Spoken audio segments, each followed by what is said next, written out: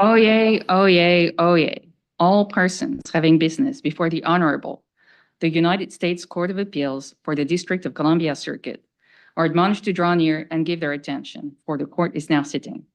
God save the United States and this honorable court. Be seated, please. Case number 22-5342. Cato Institute Appellant versus Federal Bureau of Investigation and United States Department of Justice. Mr. Match for the appellant, Mr. Kennedy for the appellees. Morning, counsel. Mr. Match, please proceed when you're ready. Good morning. May it please the court. For two reasons, the FBI failed to show beyond material doubt that its FOIA search was adequate. First, it lacked any justification for limiting its search to the indices of its central record system, CRS. And second, it also should have searched its Guardian database. The district court's decision, particularly on the CRS issue, de facto exempts from FOIA all records not tied to an FBI investigation by upholding a search methodology that could not locate them. By contrast, Cato sought only a narrow supplemental search, namely for, number one, emails in a set of field offices where the FBI CRS search had already discovered leads, and number two, the Guardian database that it didn't search. This court should order that narrow search and reverse the judgment of the district. I'll start first with the issue related to CRS. Our argument has two main premises. The first is that Cato's request sought in part records not specifically tied to an FBI investigation. The FBI has never disputed that. And second, the FBI's index search of CRS, according to its own affiant, was limited to records of investigative interest. It follows that a CRS index search was not reasonably calculated to locate all responsive records, namely the ones not tied to an investigation. Do you think the search that was done was adequate to find any references in investigative records? It just wasn't adequate to capture non-investigative records? That's correct. Why do you want them to search the Guardian database then, since that's all investigative records? Well, I mean, that's I should say the CRS search was adequate except as to the Guardian database. So the Guardian issue. So you said you said the search was adequate as to investigatory records, that you're looking now for what you think was omitted, or your concern was omitted was a search for non-investigatory records, which I think it's not going to be any help to you. I'm sorry, I think I misspoke. I've sort of been thinking of these as two separate issues, although I realize they are connected. The issue with the Guardian database is that there's not sufficient evidence in the record that the Sentinel search of both CRS and Guardian captured the Guardian record. So except as to the Guardian records, yes, I think the CRS search is adequate. For the investigative records, not the non-investigative ones. So the FBI itself reached a similar conclusion in Wilkins, where there its declarant explained that a CRS search would not likely locate responsive records because those records were not tied to an investigation. So too here for the non-investigative. So the declarant, the framing of the declarant submission ranges beyond investigative by terms, because it covers administrative and some other things. I can't remember exactly what the list says, but the way that it's framed in the declaration itself ranges beyond investigative. Are you referring to the declaration in Wilkins or the declaration in this case? In this case. Yeah, so their declaration says that CRS, the broad database that it searched, contains these administrative and personnel records. The search that it performed in this case could not have located those. The search that it performed in this case was of the indices to the CRS system, not the whole database. We know it can search CRS in other ways, such as by performing a full text search, which this court described in the Shapiro case that we cited. It didn't do that here. It searched main indices and reference indices. The main indices are the subjects of the investigation, and the reference indices are other people associated with an investigation. Presumably, there's some other way that it can locate these administrative, personnel, and other records.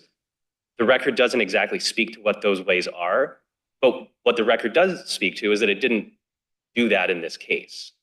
If it had done that in this case, the case would be very different.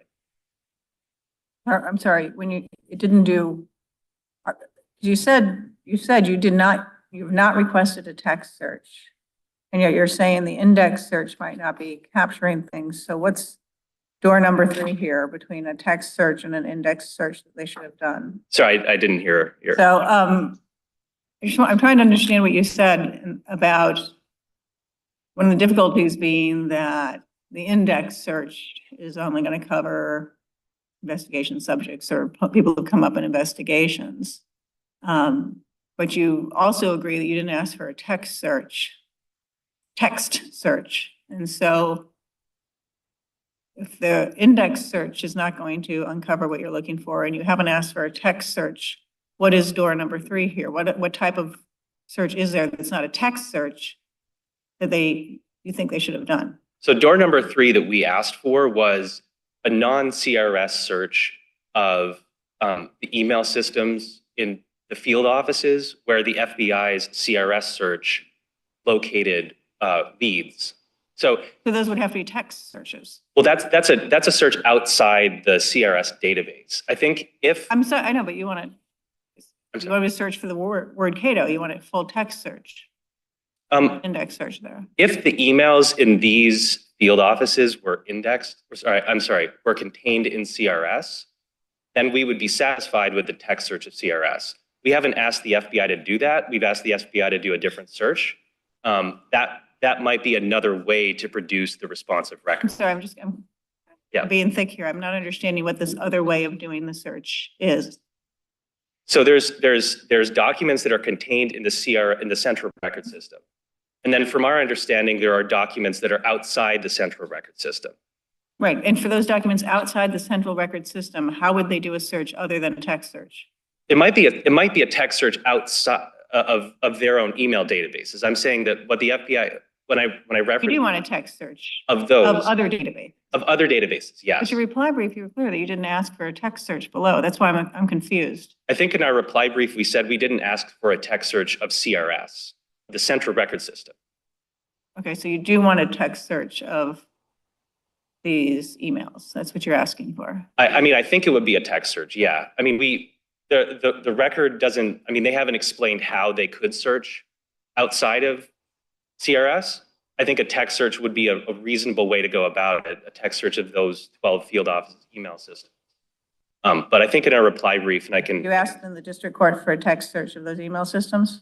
We asked the district court for a search of the email systems. I don't think we specified that it would be a text search, but I mean, I think it was kind of clear from the request, which asked the FBI to look for particular keywords. So I think the answer to your question is yes. Yeah. If there aren't any other questions on this CRS issue, I see my time is expiring, so I'll quickly summarize our argument on Guardian. So the Guardian issue, the FBI doesn't dispute that Guardian contains responsive records. All it argues is that a Guardian search would duplicate the CRS search because it used the same web-based interface called Sentinel to search both CRS and Guardian. But it acknowledges that that requires that the Guardian records be uploaded to Sentinel. Record doesn't contain evidence of that. According to the FBI, records are uploaded from Guardian to Sentinel after they're reviewed, for one, and number two, approved by supervisor special agents. And there's no evidence that either occurs in every case or in the typical case. I don't understand that argument. You're saying that to defeat a summary judgment motion in FOIA, the agency has to put in evidence that they complied with their procedures. And if they didn't produce evidence of that, then the court can't grant summary judgment. There's no presumption that they follow their own procedures. Two responses. So there is no, so on the approval step, there is no evidence of a requirement to approve Guardian. For all we know, those Guardian entries could be regularly rejected by the supervisors and not uploaded to Sentinel. If they could have said all Guardian records are approved by the supervisors, and that would sort of allay that concern, but they haven't said that. They haven't described the criteria that the supervisors use for approval. They haven't described how often it happens, and they haven't explained why, if it was a sort of ministerial step, as they suggest in their opposition brief without citing the record, why it has to be done by a supervisor rather than a clerical staff member. But to more directly answer your question about following their procedures, I think they do get a presumption that they followed their procedures. We introduced evidence to rebut that presumption, which are these 3 audits conducted by the DOJ and the FBI OIGs. particularly the 2008 audit, which shows that the same FBI personnel, supervisor, special agents, at the relevant time period, violated very similar, not the exact procedure here to be sure, but similar procedures requiring sort of going into Guardian and. But if they weren't the same procedures, then what relevance do they have for this case? Well, I mean, they don't conclusively show that the procedures were violated. I think that as a FOIA requester who's not entitled to discovery, it's very hard to show that the specific procedures were violated here, but we've come forth with evidence that, for example, some FBI supervisors didn't even know that, I mean, this is at page 15 of the 2008 DOJ audit, but the supervisors didn't even know of some of these Guardian review requirements. So it's relevant. I mean, it's not, a trial. If there were a trial in this case, which FOIA cases typically aren't, the jury would weigh that evidence. But I think it's relevant and sufficient to defeat summary judgment for them. And I mean, they have the burden on this as well. When you're reading that portion of the audit as saying those supervisors weren't even aware that they had to do this approval process. So is your point that the approval process that moves things from Guardian into Sentinel wasn't happening at all, that the audit shows that? I thought it showed really a delegation issue. So, I mean, there are a few different points, issues that they found in that, and I'm just going to read from it. It doesn't show that it never happened. I mean, I don't think we can go that far. I mean, it says, at one of the field offices, the supervisor special agents assigned oversight responsibilities for the Guardian program was not aware of the Guardian supervisory requirements. So that would suggest that at least those supervisor agents. I'm not sure, what is there an elaboration? What does it mean not aware of the Guardian supervisory requirements? That is, this person didn't know that they had this task to do and it was never done, or they weren't aware because someone else was already doing it? Well, so I think, I mean, there was another problem at a different field office where the OIG found that they had delegated it to other people. But at the first field office that I mentioned, it seems like they didn't even know that they had this responsibility. So that means it wasn't being done at all. It wasn't being done at all by that supervisor. That's how I read the audit. I mean, the audit doesn't elaborate, but that's what it says. Let me make sure my colleagues don't have additional questions at this time. We'll give you some time for rebuttal. Thank you.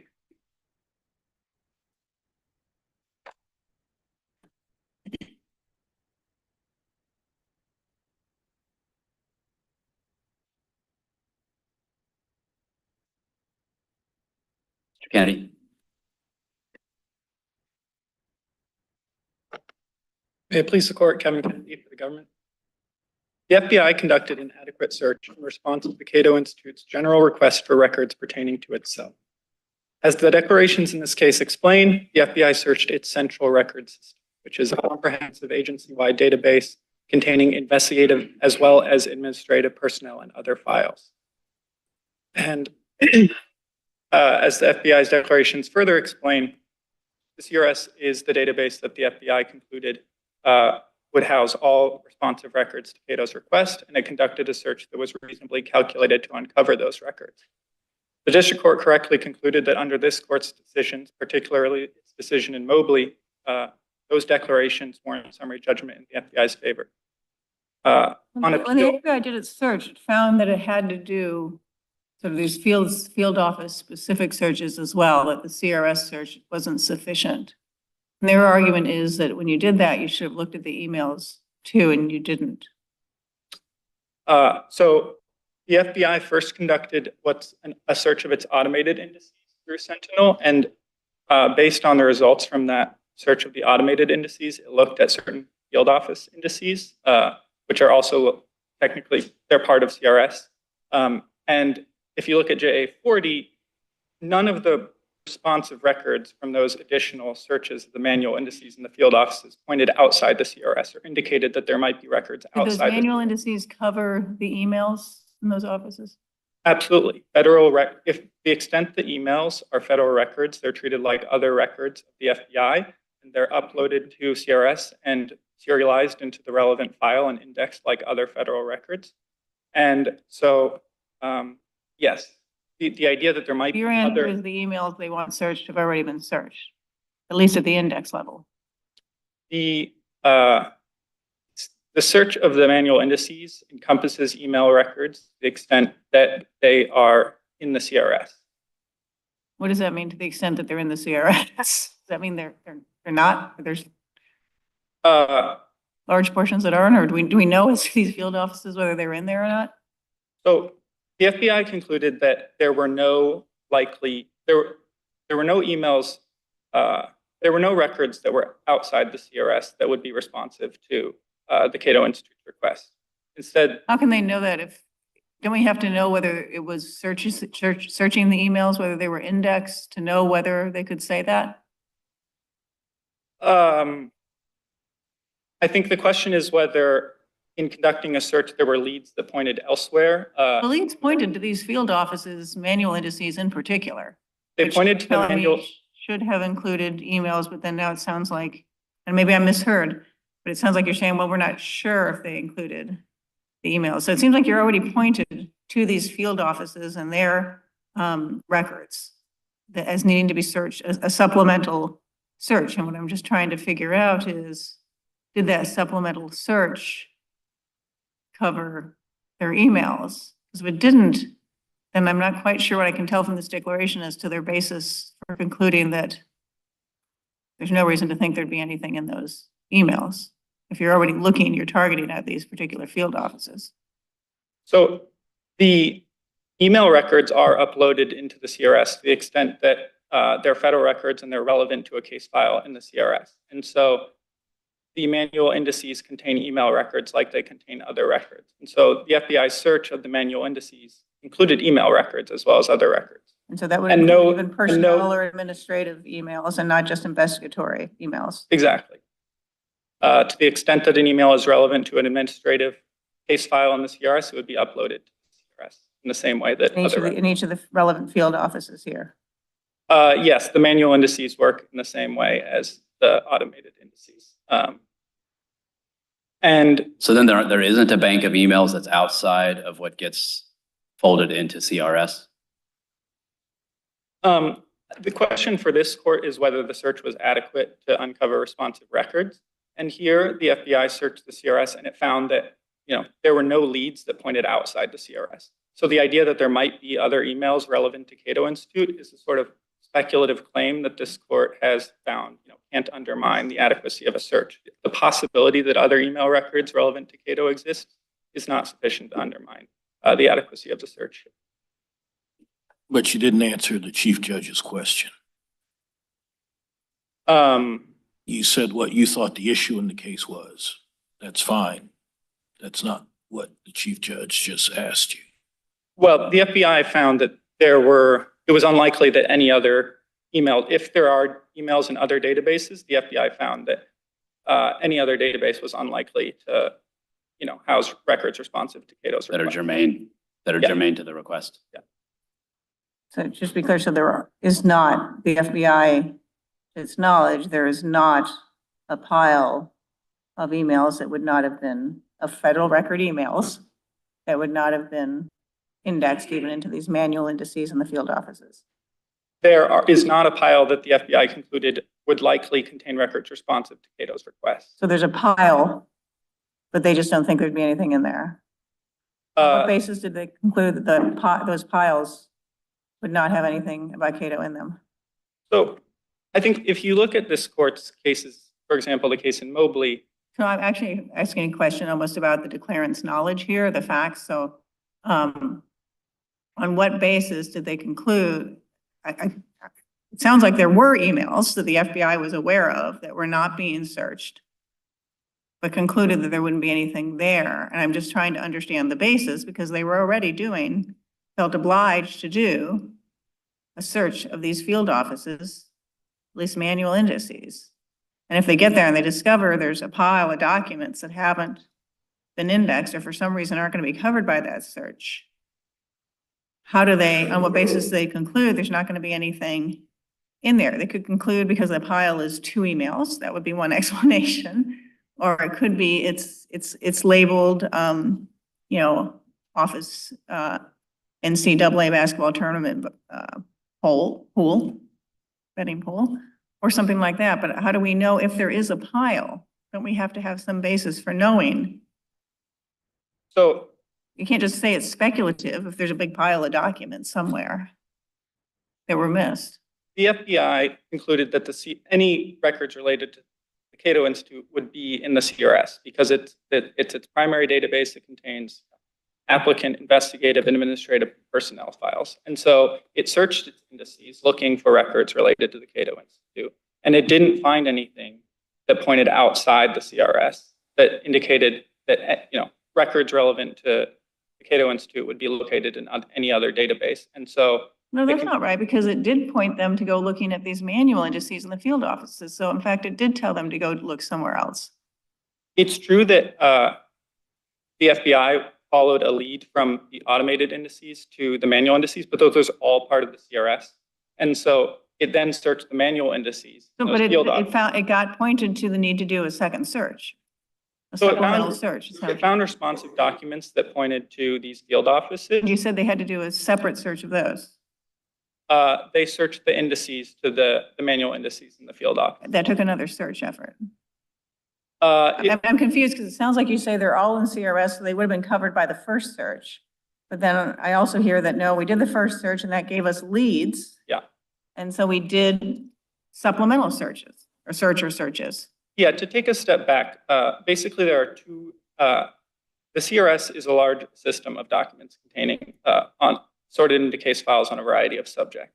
To search the CRS, the FBI primarily uses the Sentinel system, which searches the automated indices, which are all the indices except there are some historical indices in certain field offices that are not automated yet. And so it begins with a search of the automated indices. And then to the extent that it found responsive records in its search of the automated indices, for example, ones that pointed to field offices, then it searched also part of the CRS, but it searched the manual indices in those field offices. So both categories of searches are encompassed by is within the CRS. It's just that there are two different ways to search the CRS. I guess, That's right. at least to me, the question is, then that covers the CRS. Then what about stuff that is maybe outside the CRS, but still responsive?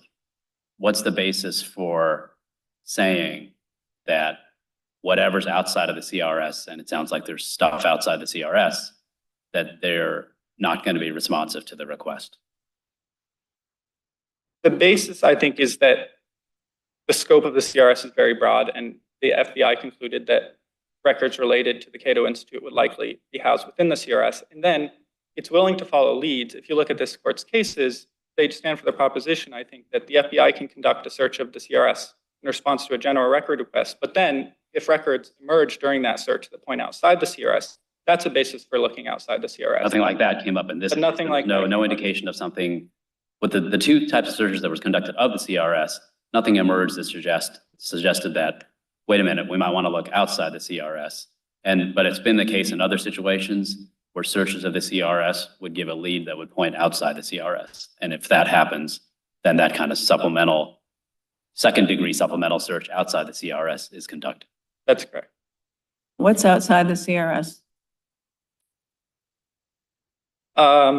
There are certain databases that, by statute are required to be outside the CRS because of privacy interest or national security is concerned. You don't want the CRS, an index search of the CRS is a tool that FBI personnel use on a daily basis to conduct their own business. But there are certain files that you wouldn't want, every FBI personnel to have access to. So there are certain databases that lie outside the CRS.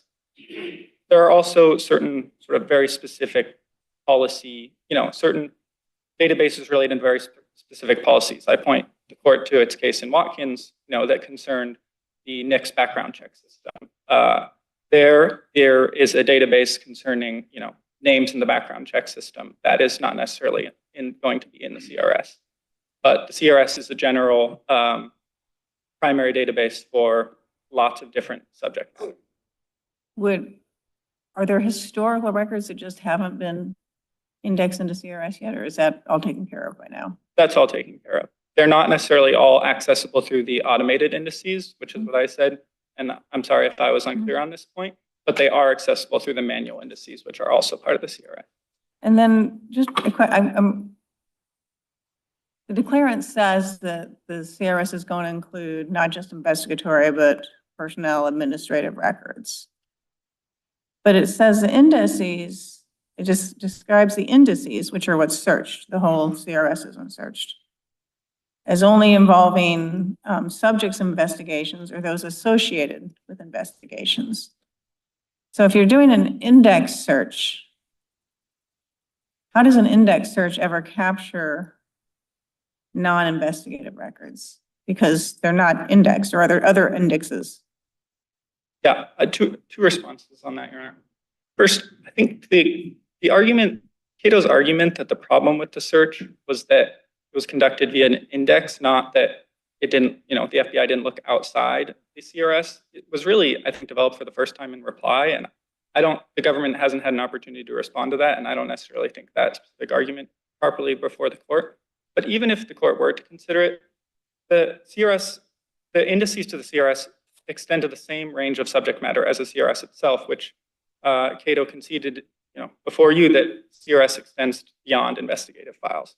And I think a few points in the record make that very clear. The indices don't relate only to investigative records. Mm-hmm. First, if you look at JA 36, which is the only point at which sort of the declaration explicitly described the scope of the indices, it says that the indices offer access to a comprehensive agency-wide set of index data on a wide variety of investigative and administrative subjects. So I think that settles the question pretty conclusively. But if you want to take a step back and understand a little bit more how the indices work, you can understand the CRS is sorted into case files. And those case files fall into a variety of subject matter classifications. The list that you're familiar with: administrative, personnel, general, investigatory. And in each of those subject matter classifications, the case files relate to a particular sort of administrative action, a particular personnel action, a particular investigation. And each of those case files has a main index entry. If you look at J3233, it says that the main subject matter of the case file is the main index entry. And so if you put those two things together, it's clear that the case files in the CRS extend beyond investigative matters, and the main index entries in the CRS similarly extend beyond investigative matters. So I'm just trying to make sure I understand this, because it seems important. It's been sort of central to their argument.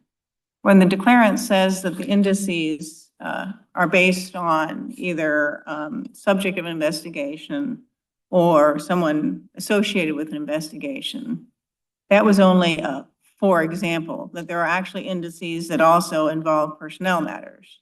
That's exactly right. I think that's illustrative. The FBI is primarily an agency concerned with investigations, but that's not attempting to describe the scope of the indices of CRS. That's an example of the type of indices that might be there. And so if, and this is completely hypothetical, but imagine Cato was concerned that people who work for Cato just wouldn't get hired by the FBI. I'm making this up. It's completely hypothetical. I'm not suggesting it remotely happens, but so nothing to do with the FBI's investigatory work. And it seems undisputed that those personnel records and any administrative records relating to hiring process are going to be in the CRS.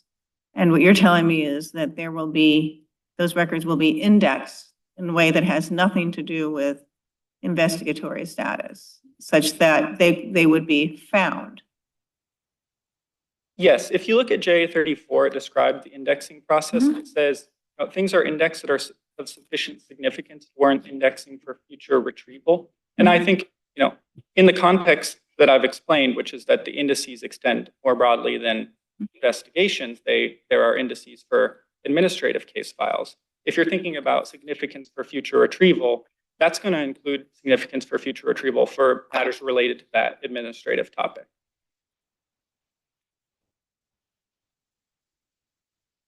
When something's in the Guardian system and it's getting uploaded to Sentinel, how does the indexing work there? Is it automatic? Is the computer just sort of generating the key terms that, and if so, is it based on key terms that already exist in CRS, or how does it know to identify?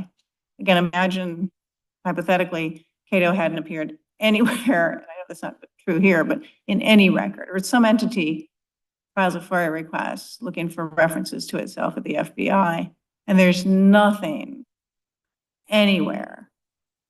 And then something comes into Guardian. And the Guardian is getting, a document is getting uploaded to Sentinel. And for the first time, this entity's name is appearing in an FBI record. How would that show up in an index? Do just names always show up in an index? Are they necessarily an index of their own? So the indexing is done by FBI agent responsible for the case file. So if there wasn't already an index entry for a particular entity that's mentioned in a case file, or in a Guardian incident, I think the FBI agent could create a new index entry that would then take an index search to that relevant record. And so in indexing the Guardian entries, an FBI agent wouldn't be limited to those index entries that previously existed. And when they create that, then does the computer automatically look for, so imagine now, changing my hypothetical, that entity X actually had appeared in earlier records, but for whatever reason hadn't been indexed, didn't seem to be significant enough. Or had a kind of a generic name that was hard to tell what was going on. Once it is indexed, does it apply retroactively to pre-existing records? If You get picked up? I understand your question correctly, it's if the name of something that could be indexed or is later indexed was not indexed originally, will that file related to the entity show up in an index search? Is that your question? Will those other documents get pulled Yeah, up that by weren't an index search originally- for that that- term? That later added term. Yeah. So I don't think, as I understand the record, if a document is not initially indexed, I don't think it'll automatically later be indexed. As I said, that the FBI agents are responsible for indexing. But again, I want to return to the question really at issue in this case, and I don't think Cato points to any evidence that subjects that should be indexed are going unindexed. And in fact, FBI uses indices in its work on a daily basis. And as a law enforcement agency, the FBI personnel has every incentive to make these indices useful and comprehensive and to dot their I's and cross their T's and do this well. And so I think the idea that there are entries that are going unindexed, randomly unindexed, is counter to self-interest and to the declarations that explain that the FBI uses. Can I just, no, I don't want to, just button down or button up, I don't know, never know which one it is, one last detail, which is the part of Cato's submission is that there's potentially a delta between what's in the Guardian stuff and then what's approved to get included in CRS.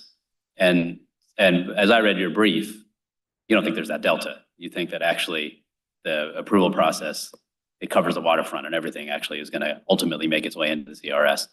And that's how you read the declaration? That is how I read the declaration, and my discussions with the FBI have confirmed that this is the way that the process works, that step, that initial approval step is ministerial, and that it might be the case that a Guardian incident entry is temporarily rejected. It's en route, it needs further information needs to be filled out, but then it will eventually be resubmitted and incorporated into the Guardian database and eventually incorporated into CRS. And is this also covered by your point that just as a matter of the daily run of business for the FBI, they have every incentive to make sure that Guardian documents are accessible through searches of CRS in the same way as other things because they're conducting important investigative duties? That's precisely right, yeah. Do we have any sense of the time? Like, does this just sort of happen in real time on a daily basis? Things are just, because they read the audits as suggesting that, at least in one field office, it wasn't happening, and another, but that's an old audit, and time has passed.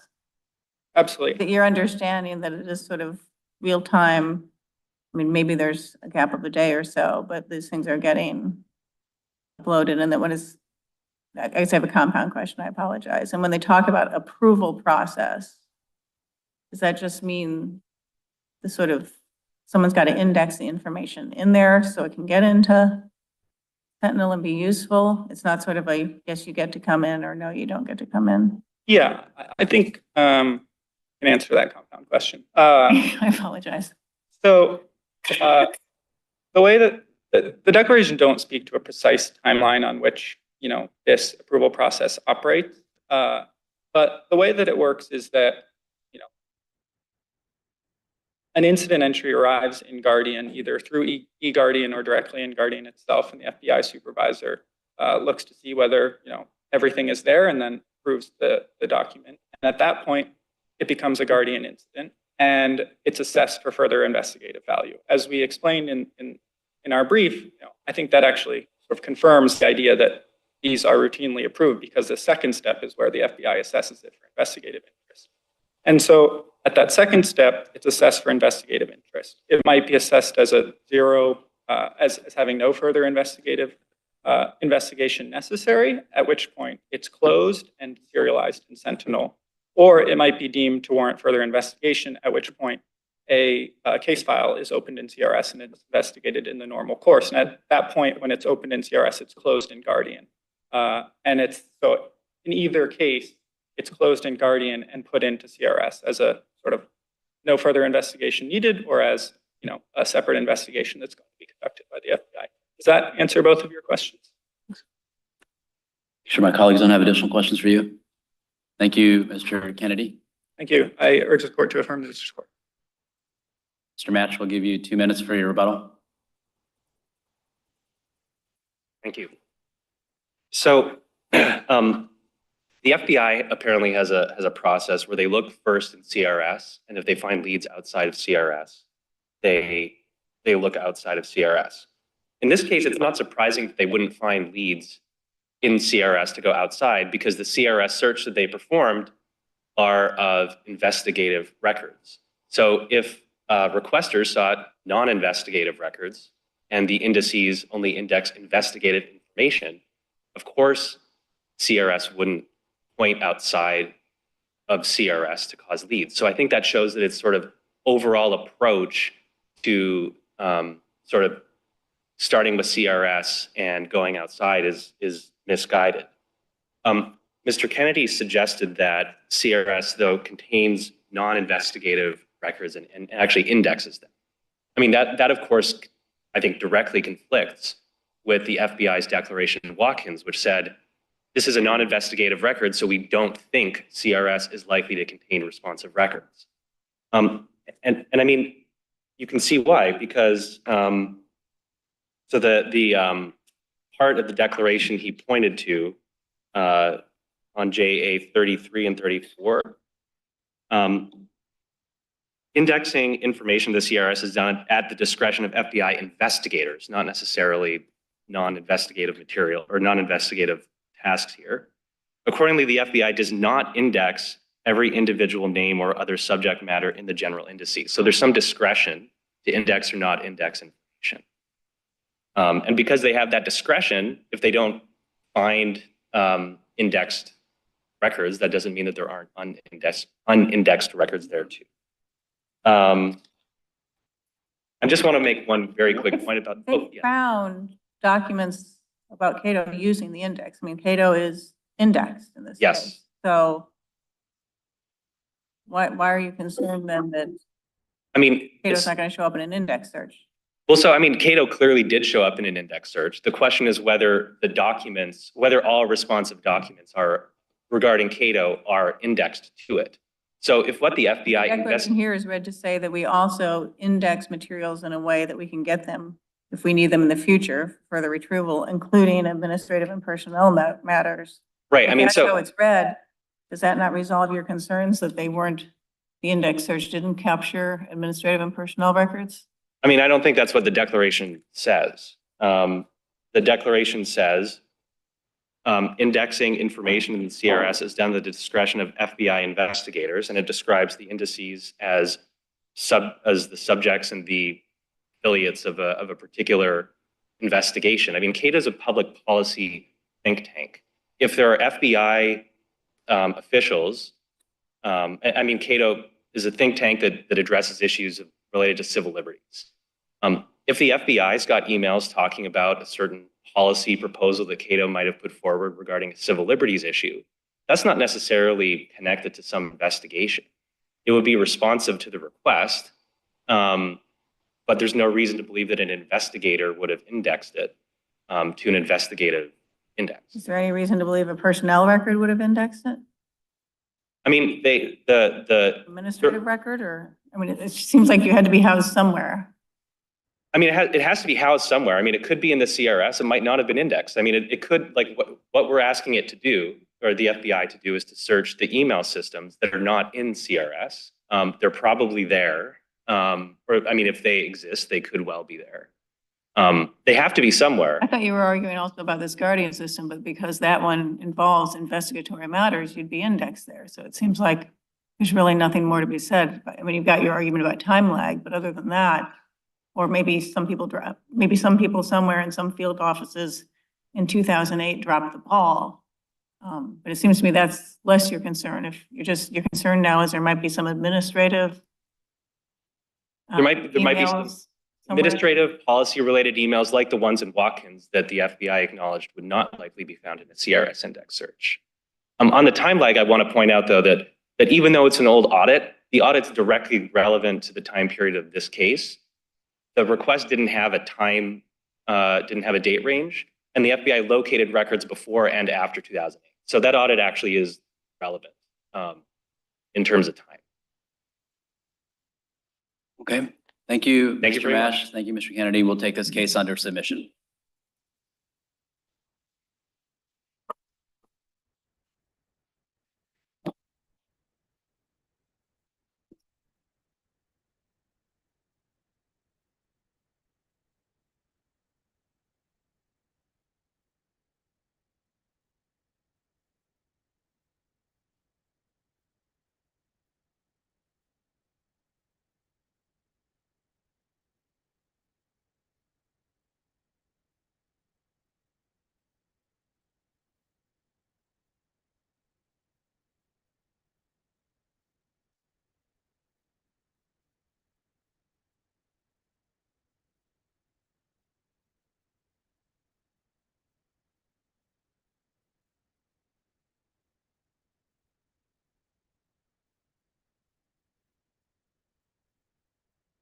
Case number 22-1045 et al.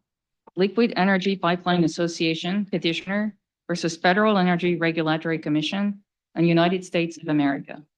Mr. Estrada for the carrier petitioners, Mr. Aducci for the shipper petitioners, Mr. Glover for the respondents. Morning, Council. Mr. Estrada, please proceed when you're ready.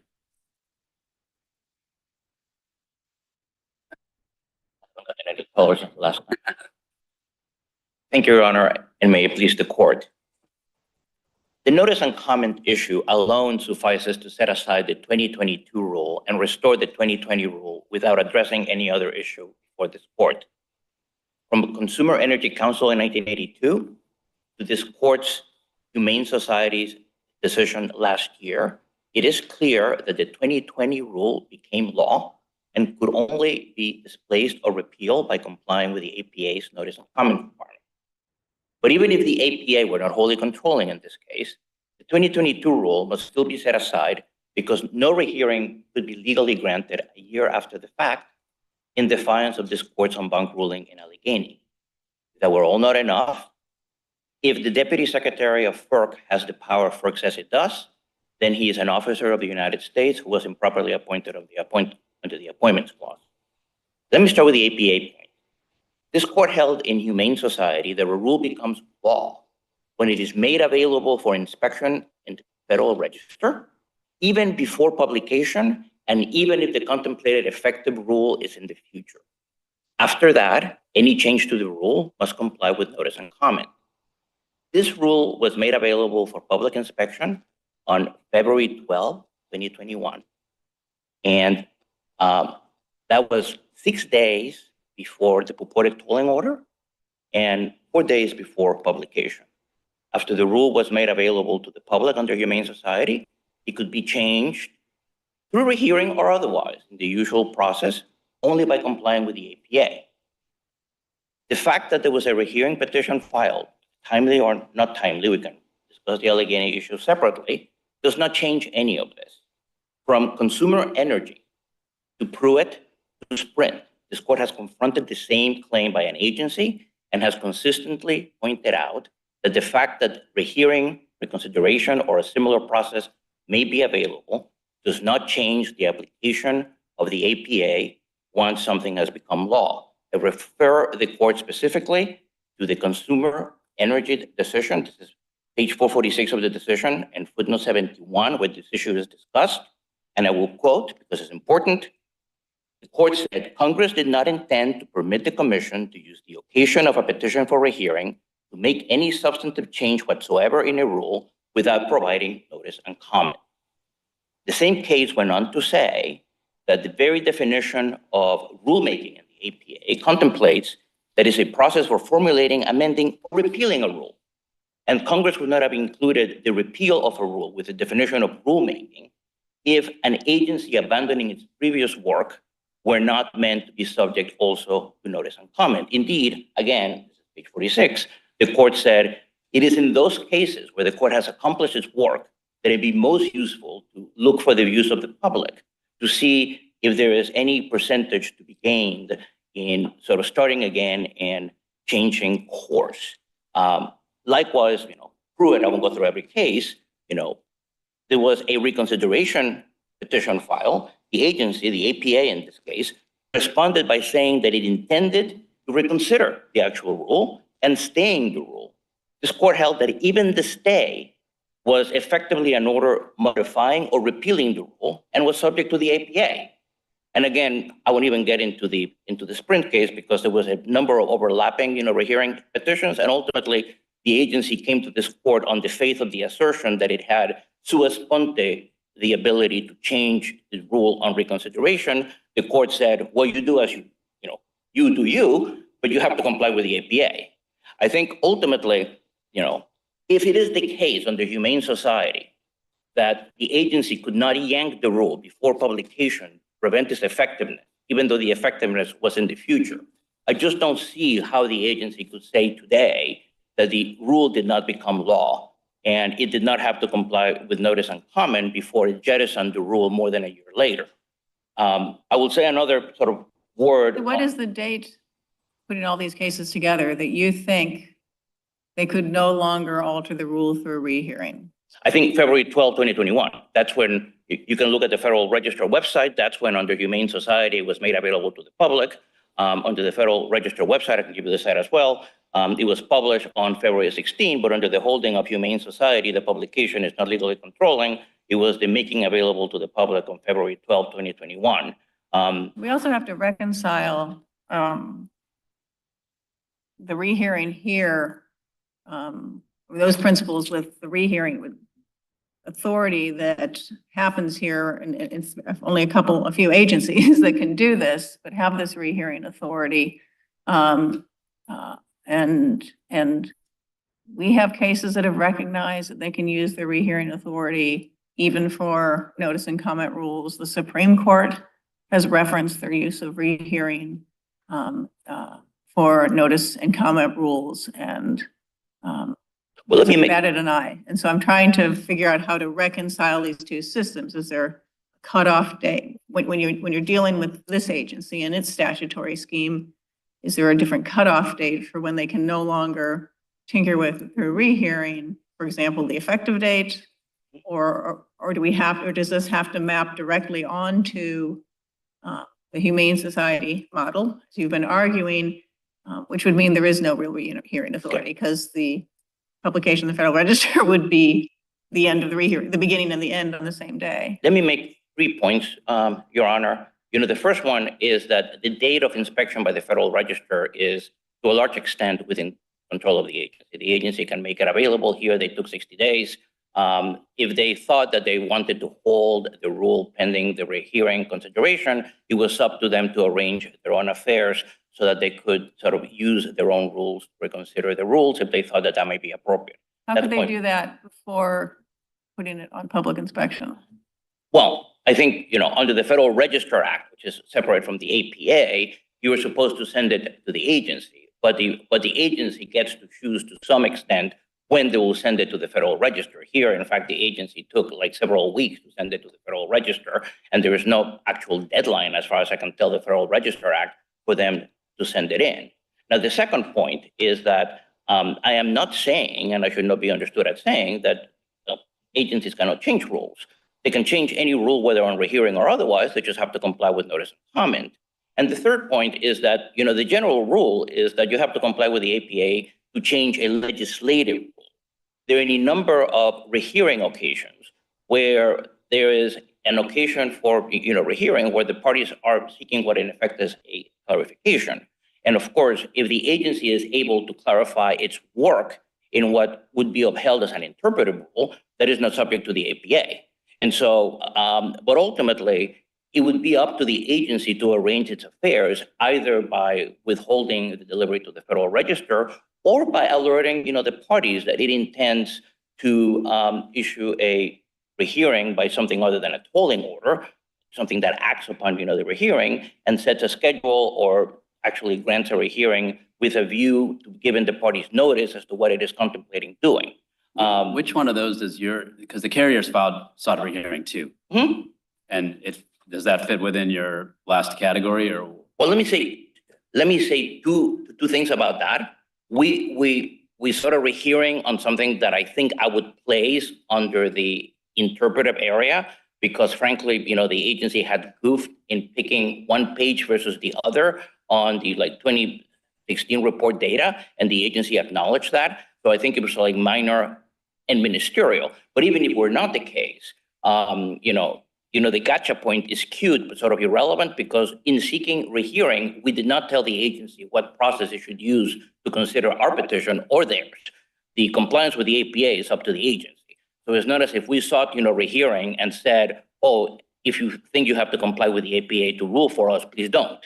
And so this is sort of like a side point. And so I don't see what the relevance it has. But ultimately, I think it falls, within what I described earlier, that agencies, of course, have leeway to engage in interpretive activity that does not engage in legislative rulemaking. And so that's entirely different. As I said to Your Honor, there are other parts of these statutes, not this one, in which there is not the ability to set aside the rule or repeal it. There is the ability to modify it, but keep in mind that under this court's cases, that is not a new rule. That is a modification to the original rule, and that has, its own appellate consequences. You have to sort of seek, review from that. But ultimately, I am not bothered at all by the proposition that if the agency puts itself as a humane society in the position where you send this to the Federal Register and it has become law, you have to comply with the APA to change the law. I don't think that's a complicated principle for agencies to follow, and they have a number of tools at their disposal to exercise in self-help if they believe that the rules, require greater flexibility. Now, with respect to the tolling issue, because even if this issue were not completely, dispositive, I just want to emphasize that the agency cannot get past this court's, decision in Allegheny either. There is this question of, the ICA, the statute that controls here, does not have a 30-day deadline. And I think, okay, true, but irrelevant. And in order to understand that, let me just point out that, pretty much all of the statutes that the Commission administers, the Natural Gas Act, the Federal Power Act, and the Natural Gas Policy Act have this deadline. In 1947, the Commission first had a regulation dealing with the first two that basically tracked the statute. In 1979, the Commission added a regulation that tracked the National Gas Policy Act that's slightly worded differently, but not really differently. And in 1982, and this is the key fundamental point here, in order to bring order to all of these statutes, including the ICA, the Commission adopted the regulations at issue here. And what it said was it was going to have a uniform text to govern all of these, rehearing. It says we're going to have a single system for all of these statutes, including the ICA. Now, that's important for purposes of our, reliance on Allegheny for several reasons. The most obvious is that if you look at page 14 of this court's ruling in Allegheny, right-hand column, these very regulations were at issue in Allegheny because they were also relevant to the natural gas issue in that case. And what this court said in an opinion by Judge Millett was that the only thing that these regulations authorize and delegate is the authority not to act upon on the rehearing petition. And so we know from the holding of Abdelhady that these very same regulations were before of the court and construed in Abdelhady. We know as well that the dispositive language Not to act upon. not to act upon the petition in the ways authorized. There were a limited number of ways to act upon a petition specified in the statute there. And that's what the secretary definitely could not do. But here you have a statute that doesn't enumerate what it means to act upon a rehearing petition. In fact, this is also this self-created voluntary process by FERC. So does I that accept matter? that, Your Honor, but I have two answers to that. Number one, I think it is fair to say, as you just did, that in trying to figure out what act upon was, the court read the preceding sentence in the Natural Gas Act in that case. But ultimately, the court did two things. It construed the plain meaning of act upon and said you have to engage the merits.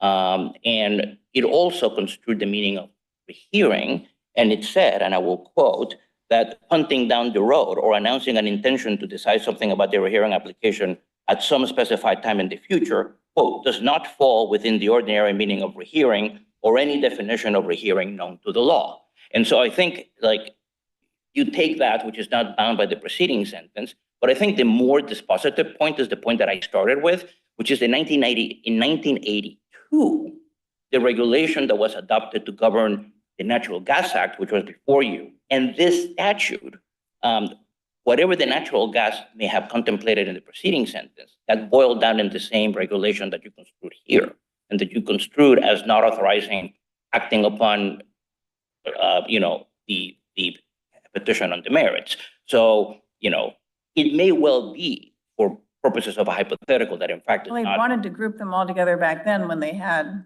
what they thought was tolling authority under all the statutes.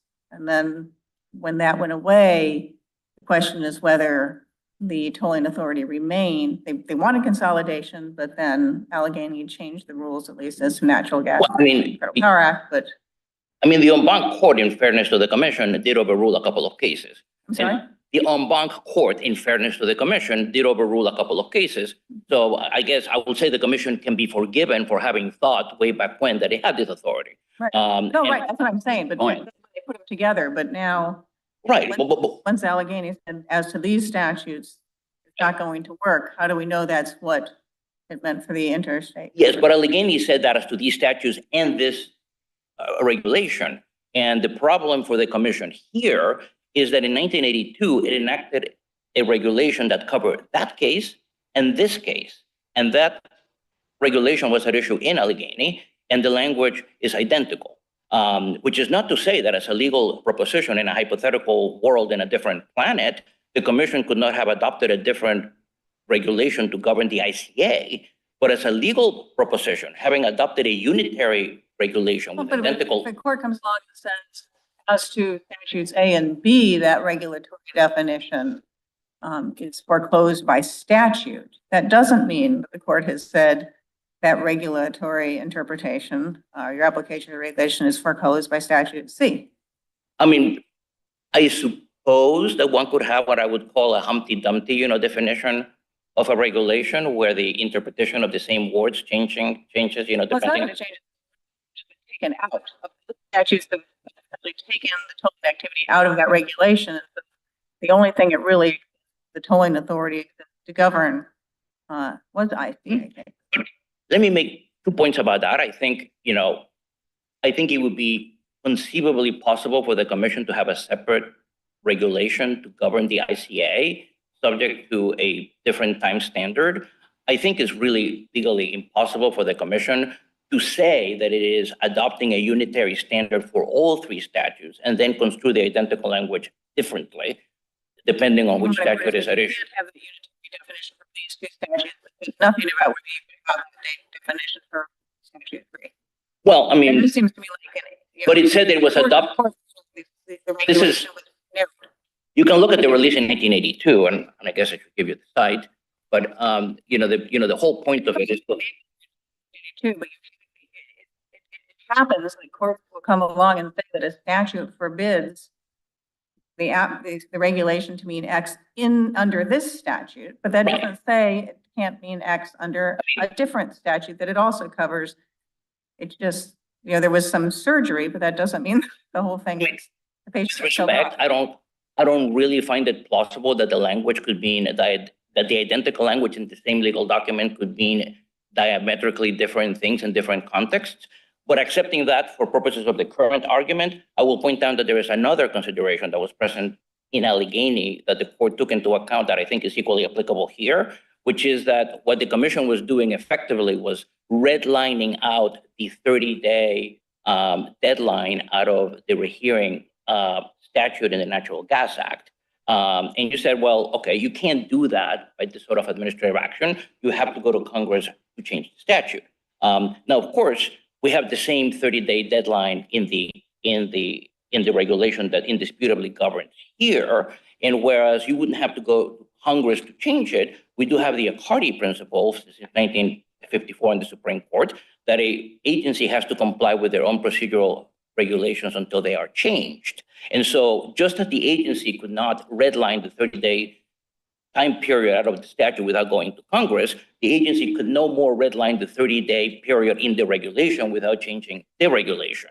And so the same consideration that led the court in Allegheny to say this type of order is insufficient to exercise whatever authority you may have to rehear in this time period for slightly different reasons also applies here.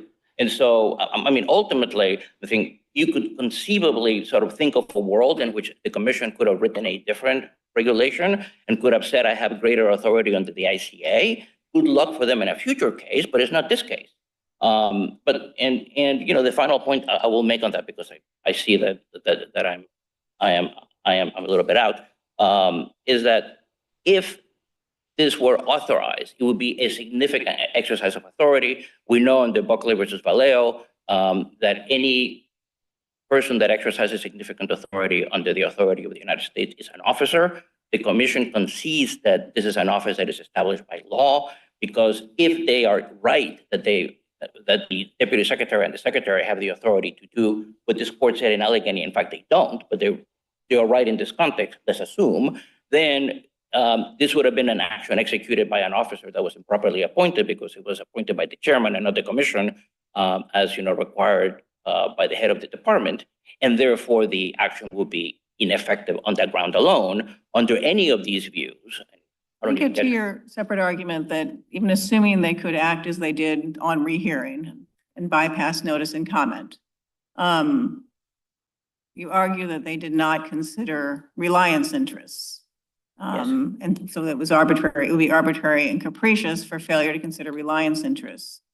But there's no real specification as to what reliance interests there were. In this case, there's nothing, it's just sort of a bland assertion. And I think we have cases that have said that's not sufficient.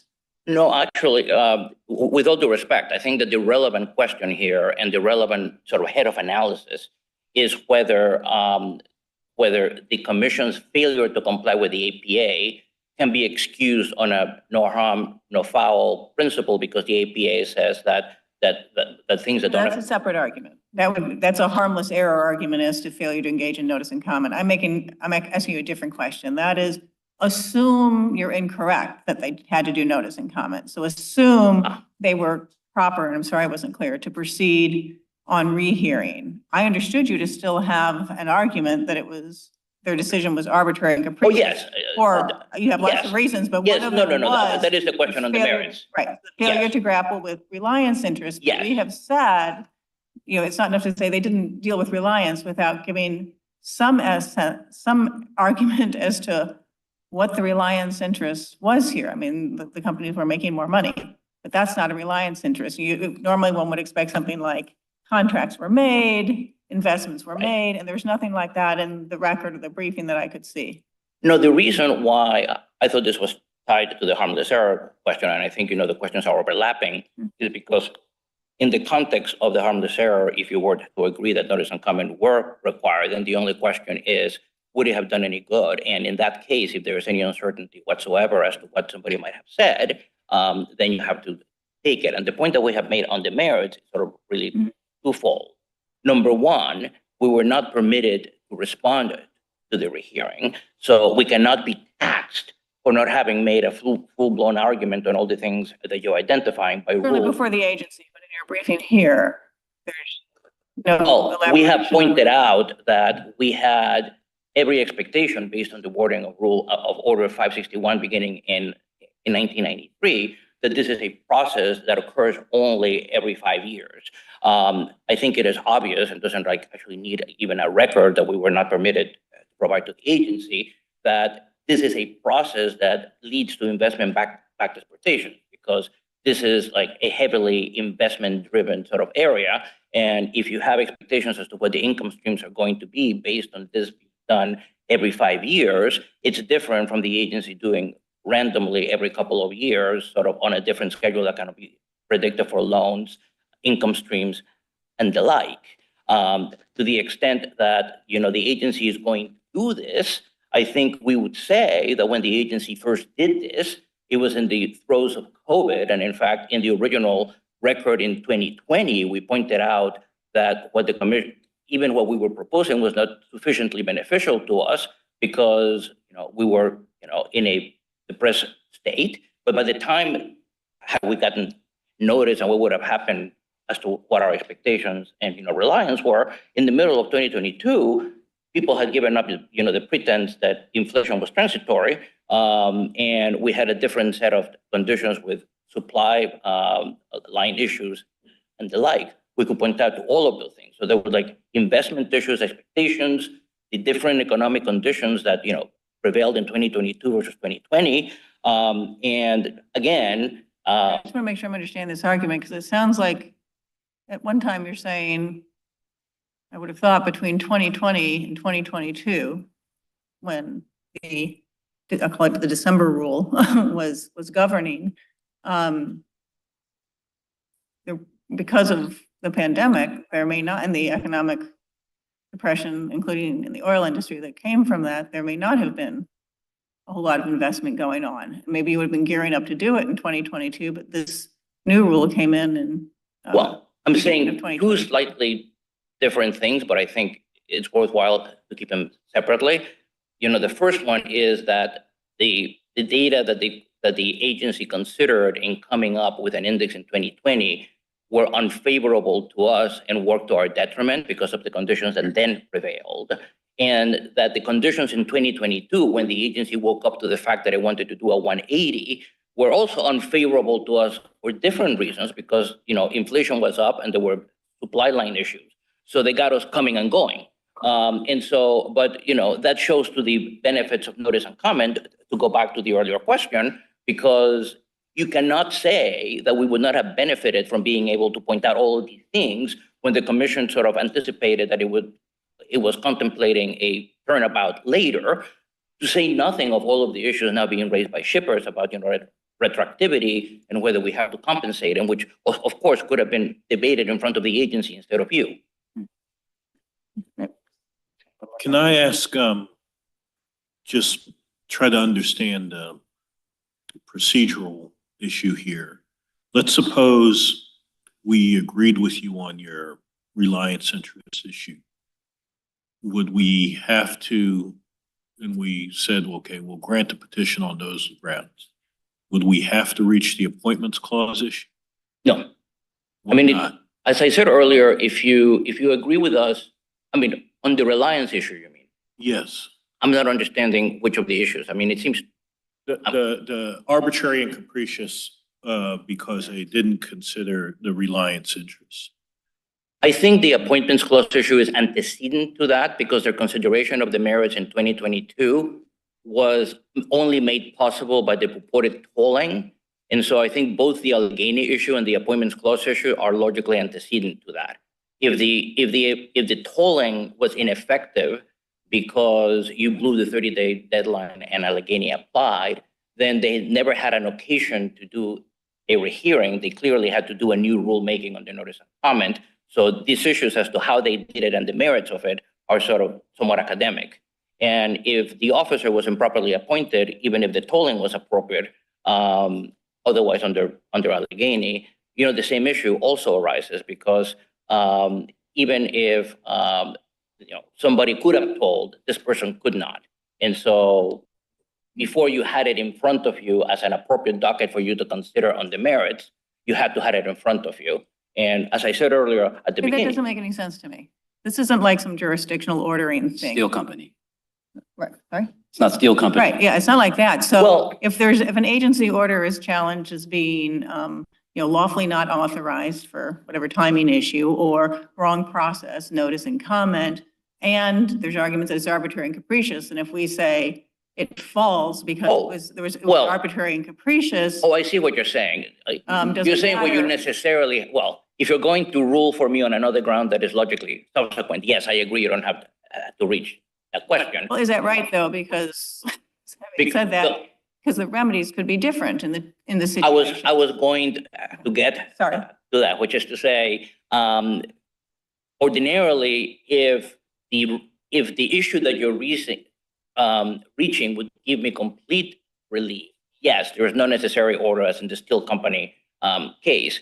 But if the issue that is like third in line logically doesn't give me the relief I get from issues 1 and 2, it seems to me is there 1 and 2 are logically antecedent, and you have to reach them ahead of the arbitrary and capricious issue.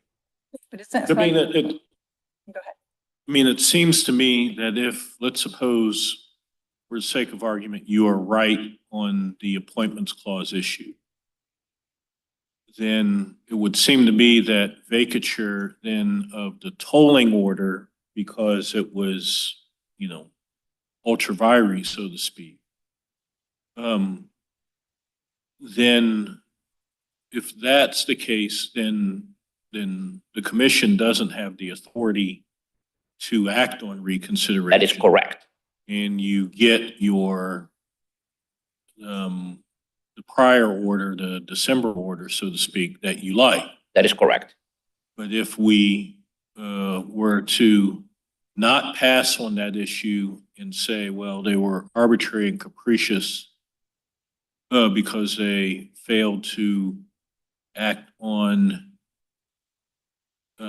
or consider the reliance interests, they get a do-over, right? Right, and You don't that's want a do-over, you want correct. December rule. And so that is a lesser form of relief for me, and therefore, from my point of view, I would not accept that unless you reject my previously antecedent, my logically antecedent argument. So the answer to my earlier question is No, yeah, okay. Is it true that if we were to, it's all hypothetical, of course, but if we were to remand without vacature for, failure to address assorted matters, including reliance, that as a court, there's some case that says the court, we can't do that when you have argued for a vacature remedy?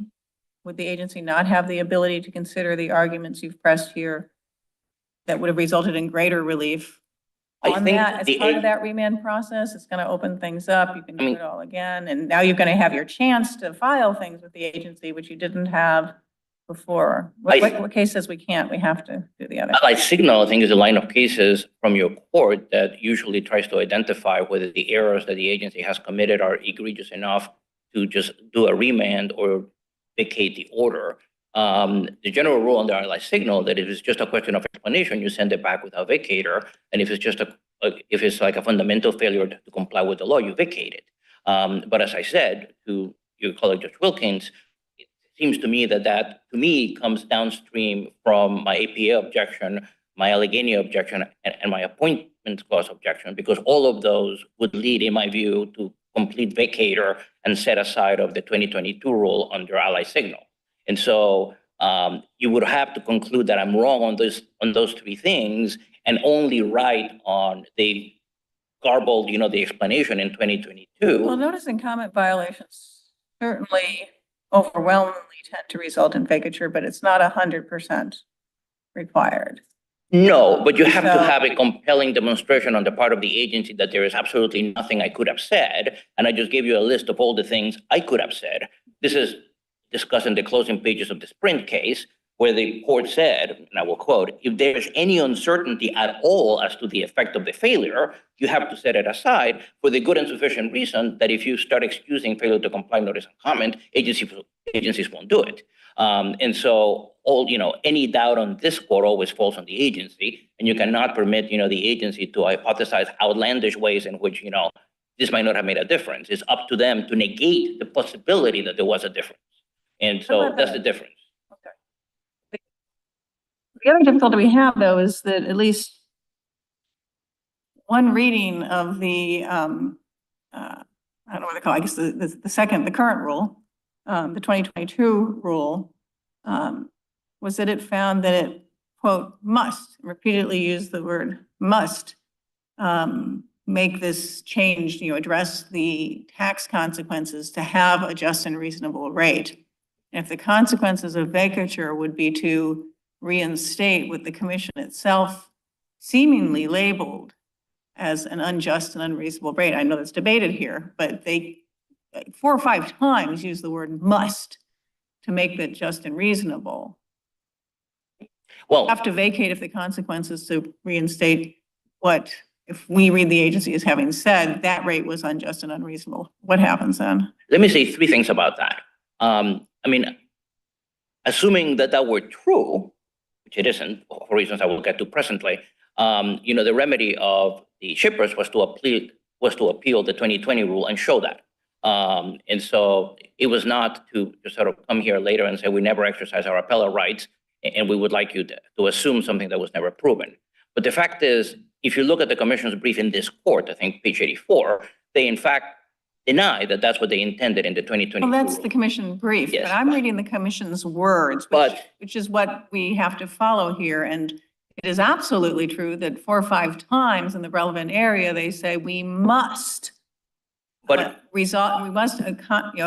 for this tax consequences to have a just and reasonable rate. So The more relevant, must to have a just and reasonable rate doesn't mean that it wasn't just and reasonable with that rate in there. I think the more relevant point is that even if they were not eating it on appeal, even if they were not eating that on appeal and walking away from it, they're just wrong on the merits, right? Because what they were really talking about is the implementation of this court's 2016 decision in United Airlines. And just to keep firmly in mind what's at issue here, because they're different mismatched sets, what was at issue in United Airlines was whether this tax allowance resulted in double counting, and this is important, for pipelines for MLP pipelines who compute their rates on cost of service basis. What we're talking about here is indexing. So, the commission was wrong in a twofold way. The United Airlines sort of case and what was at issue in United Airlines with respect to double counting really applies to cost of service rates. This is index rates. And so it really has nothing to do with whether, with respect to— that are computed on the basis of cost of service, and once those costs of service are determined, they apply across the board to all pipelines, whether they're MLPs or not, so everybody was able to elevate their prices accordingly. They are not computed on the basis of Order 154B, which is how you compute cost of service. They're computed on the basis of some comparison of some recoverable cost with the other. In fact, the whole point of tax recoverable cost. I mean, as the commission explained, and it seemed quite clear to me that in fact these taxes were in there. They were part of the information on which the index was based, and once the index was based on that, it applies to everybody, not just MLPs, and it elevated it. And so sure, but you have to deal with that. But the reason why, with respect to MLPs only, United Airlines thought there was the potential for double recovery is because if you do cost of service rate making, you get a return on equity. And the court thought that the taxes were already covered by the return on equity. Indexing sort of compares a set of costs here and a cost of costs here, not return on equity. And it does it on an industry-wide basis. So with respect to, you may well think that a particular pipeline who did cost of service was engaged in double counting, but you have 2 problems. Number one is, the entire industry is not MLP pipelines. And so therefore you cannot extrapolate for the index. Their cost caused an elevation in the index for everybody. Right, you cannot have, the tail wag the dog. That's one problem, even if they were right. And number two is you cannot extrapolate from a different methodology that you think might give you a double counting problem to a methodology that's actually not at issue and which was adopted by Congress precisely so that you could simplify and get away from cost of service. And so it's a mismatch set. As I said, I mean, if the shippers thought that there were all these issues, they were welcomed to appeal the 2020 order. What they can't do is sort of have it be assumed that there's something wrong with it, never having exercised their appellate rights. The final point I will make is that it could be true, hypothetically, because this court said so in the Farmers Union case in 1984, that both of these rates are just unreasonable. I'm not saying they are. I actually think the 2022 are not. But, you know, the court said expressly in Farmers Union that, you know, the mere fact that the commission has one or another, there are a range of reasonableness that the commission could choose, especially when the commission is setting an index for the entire industry. And so, I mean, I am sorry for the commission. They should think better about how they write their orders, but they just goofed. There's a reason they're taking it back. And they were legally wrong in so many ways. I don't really have all morning to actually go through them. Can I just make sure that I understand your appointments clause argument? The commission says that the duties of the deputy secretary here were purely ministerial. And let me make sure I understand your response to that. Okay. What the commission says is that a lot of what the secretary and deputy secretary does is drudgery. And so my first answer is there is drudgery even in the most elevated stations. I think cabinet officers probably sharpen their own pencils and get their own coffee occasion. But the USCA case in the Supreme Court said expressly, I think there's a footnote on this, Justice Kagan, that merely because you can point to a number of tasks, maybe even a lot of tasks that somebody engages in that might be characterized as those of an employee, doesn't detract from the relevant question is, do you perform tasks that are significant under the law of the United States? Here, I will start just with the tasks that the commission claims the secretary and deputy secretary can do here. Oh, no. Under their view of Allegheny, they can sort of provide, you know, the commission another year to engage in rulemaking without complying with the APA.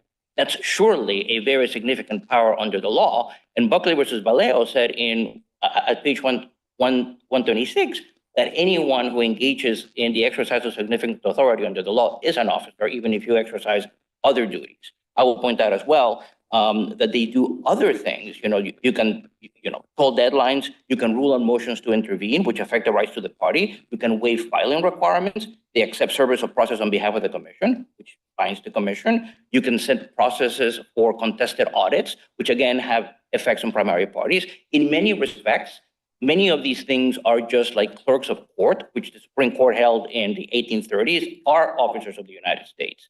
Would that be different if the commission were not here insisting that you can extend deadlines for tolling? I don't know. But you start with the proposition that by the commission's own telling, they have this immense power to affect my clients' rights by changing the rates that they're going to be able to charge without any compliance with procedural rules that otherwise apply. That's their version of the story. And if that's not a significant power, I don't know what it is.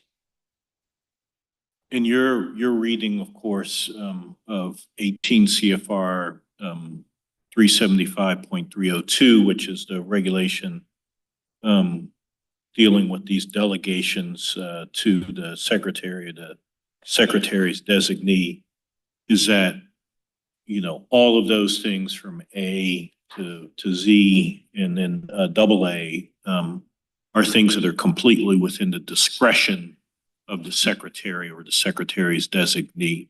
Correct. And just to be clear, I will accept for present purposes that a lot of those are ministerial and drudgery. I listed for you those from that list that I think have more significance. As I said, based on the USCA case earlier, I have no quarrel with the proposition that there's a lot of drudgery even in the most elevated stations.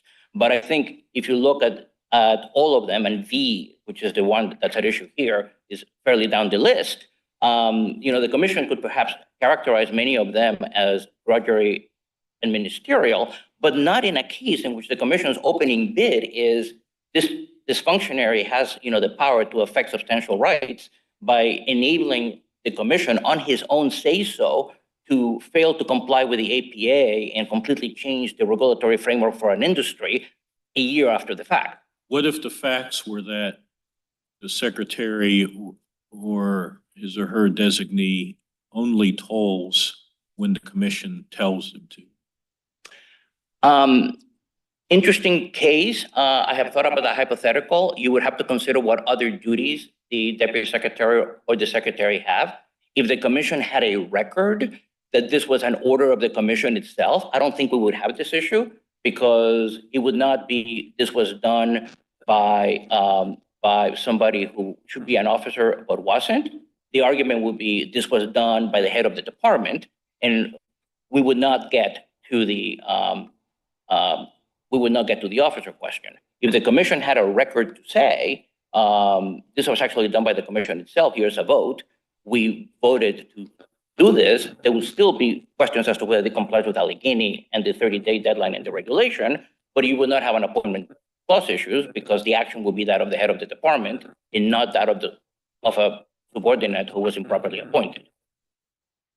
Not every tolling order is going to have a decision that affects substantive rights. If the tolling was for 48 hours because the printers were broken in the commission's office to get the rehearing decision out. Sure. What makes it consequential here is not the tolling order, but what the commission did and when the commission did it, as I understand your argument, after the tolling order. I respectfully disagree about 40% with that, Your Honor, because I think your own opinion in Allegheny points out that what makes it consequential is that the commission does this in the vast bulk of cases as a matter of course. And you can look at the order in this case, which incidentally is the JA 954, and you will see that in all respects, it is identical in form and in substance and in language to the order that you had in front of you in No, but Allegheny. the problem there was that it was a tolling order itself was consequential because it cut parties off from seeking judicial review to which the statute entitled them. That doesn't happen here. As you have said, the carriers could have gone to court with a rehearing petition pending or never even needed to file a rehearing petition. No, without a rehearing petition Well, pending. it depends. But, If they file for rehearing, they can't go to court. They have to elect the remedies. Right. But I guess, Could have withdrawn it after the tolling order and then Right. gone to court. So But- it doesn't, so one, I don't know how often they do this in ICA cases. Two, it's not having the consequence, the legal consequence that it did there. And three, tolling orders in any circumstances may not have the legal consequences they did here. For it to have sort of primary conduct affecting consequences, that sort of depends on what the commission does and when it does it. No, but I think all I need to show with respect to my argument here is that the textual authorization to the secretary or the deputy secretary allows what happened here, which is to write off the 30-day deadline from the regulation And that here. would make whoever, was in charge of printing out the 2022 decision here an officer of the United States, because they were part of, and they made possible the issuance of the decision in 2022 that changed everything. That's not how it works. So we really look at who is responsible for the substantive conduct that affected affected people in a material, affected legal rights or affected them in a material way that we expect of officers, not employees here. And it's not just issuing a tolling order under the ICA. I suggest to you that this is hypothetical, is sort of far afield from this, but in fact, I think your own survey of the practice of the commission in Allegheny and what happened here demonstrates that in cases where it matters, which is to say, the commission doesn't want to comply with the 30-day deadline, it is the exercise of significant power. If somebody is coming to complain. This is an entire voluntary rehearing process. It's not statutorily required as it is under the National Gas. It's not a jurisdictional predicate like it is under the National Gas. It's not voluntary to the adverse party if the commission chooses to grant it out of time a year later. Well, that's exactly. The problem is not that not the tolling order issued, but what the commission did afterwards. The commission. Well, sure, no, but Definitely. so That's what I'm just saying. that's an issue that actually is an issue we haven't spoken about today, which I think sort of adverse to an issue that the commission has barely raised. But the answer to that question is, to the extent that there's any notion that the commission itself act on this later, so therefore no harm, no foul, I think the answer. The consequential duties to which you're referring are not from the tolling order itself here. They were in Allegheny because they cut off the ability to go to court. No, but Do it here. under the commission's view, you know, if you had a rule that had been adopted in like on year one, and an agency wanted to change it on year 3, I don't think anyone would contend that the agency would not have to comply with notice and comment to sort of flip back on the rule. The only fig leaf that the commission has is the proposition that the rehearing period was still live and active and permitted them to somehow use the rehearing rule as an escape hatch.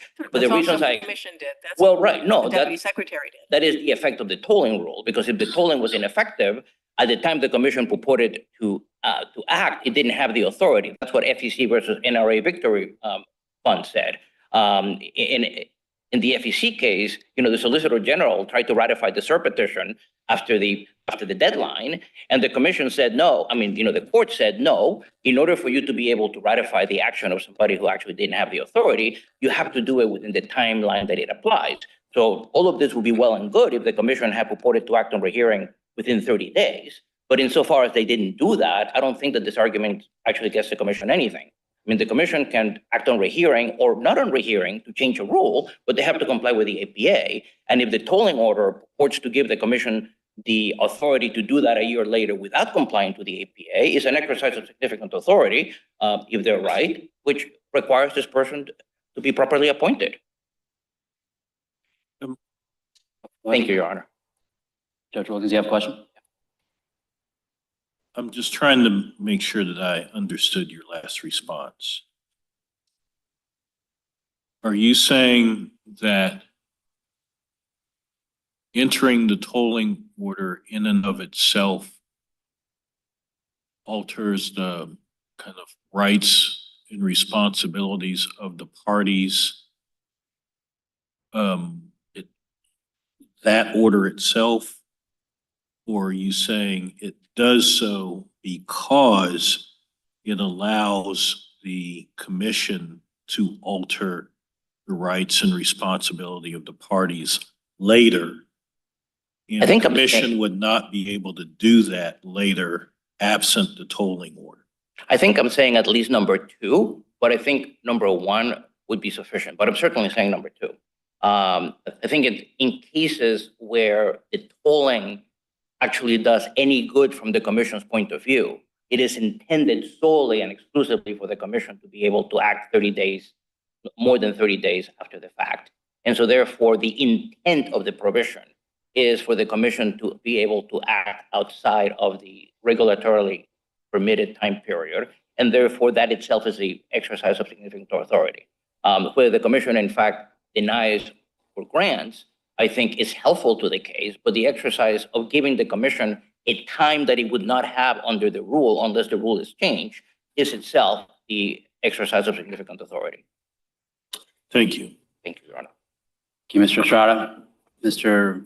Aducci?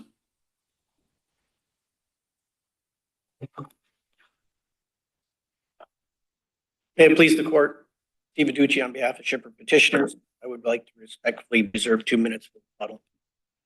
FERC's May 22 rehearing order is arbitrary, capricious, and an abuse of discretion on the issue of shippers' ability to be made whole for FERC's error in its 2020 index order. FERC's decision to allow unreasonable index ceiling levels and related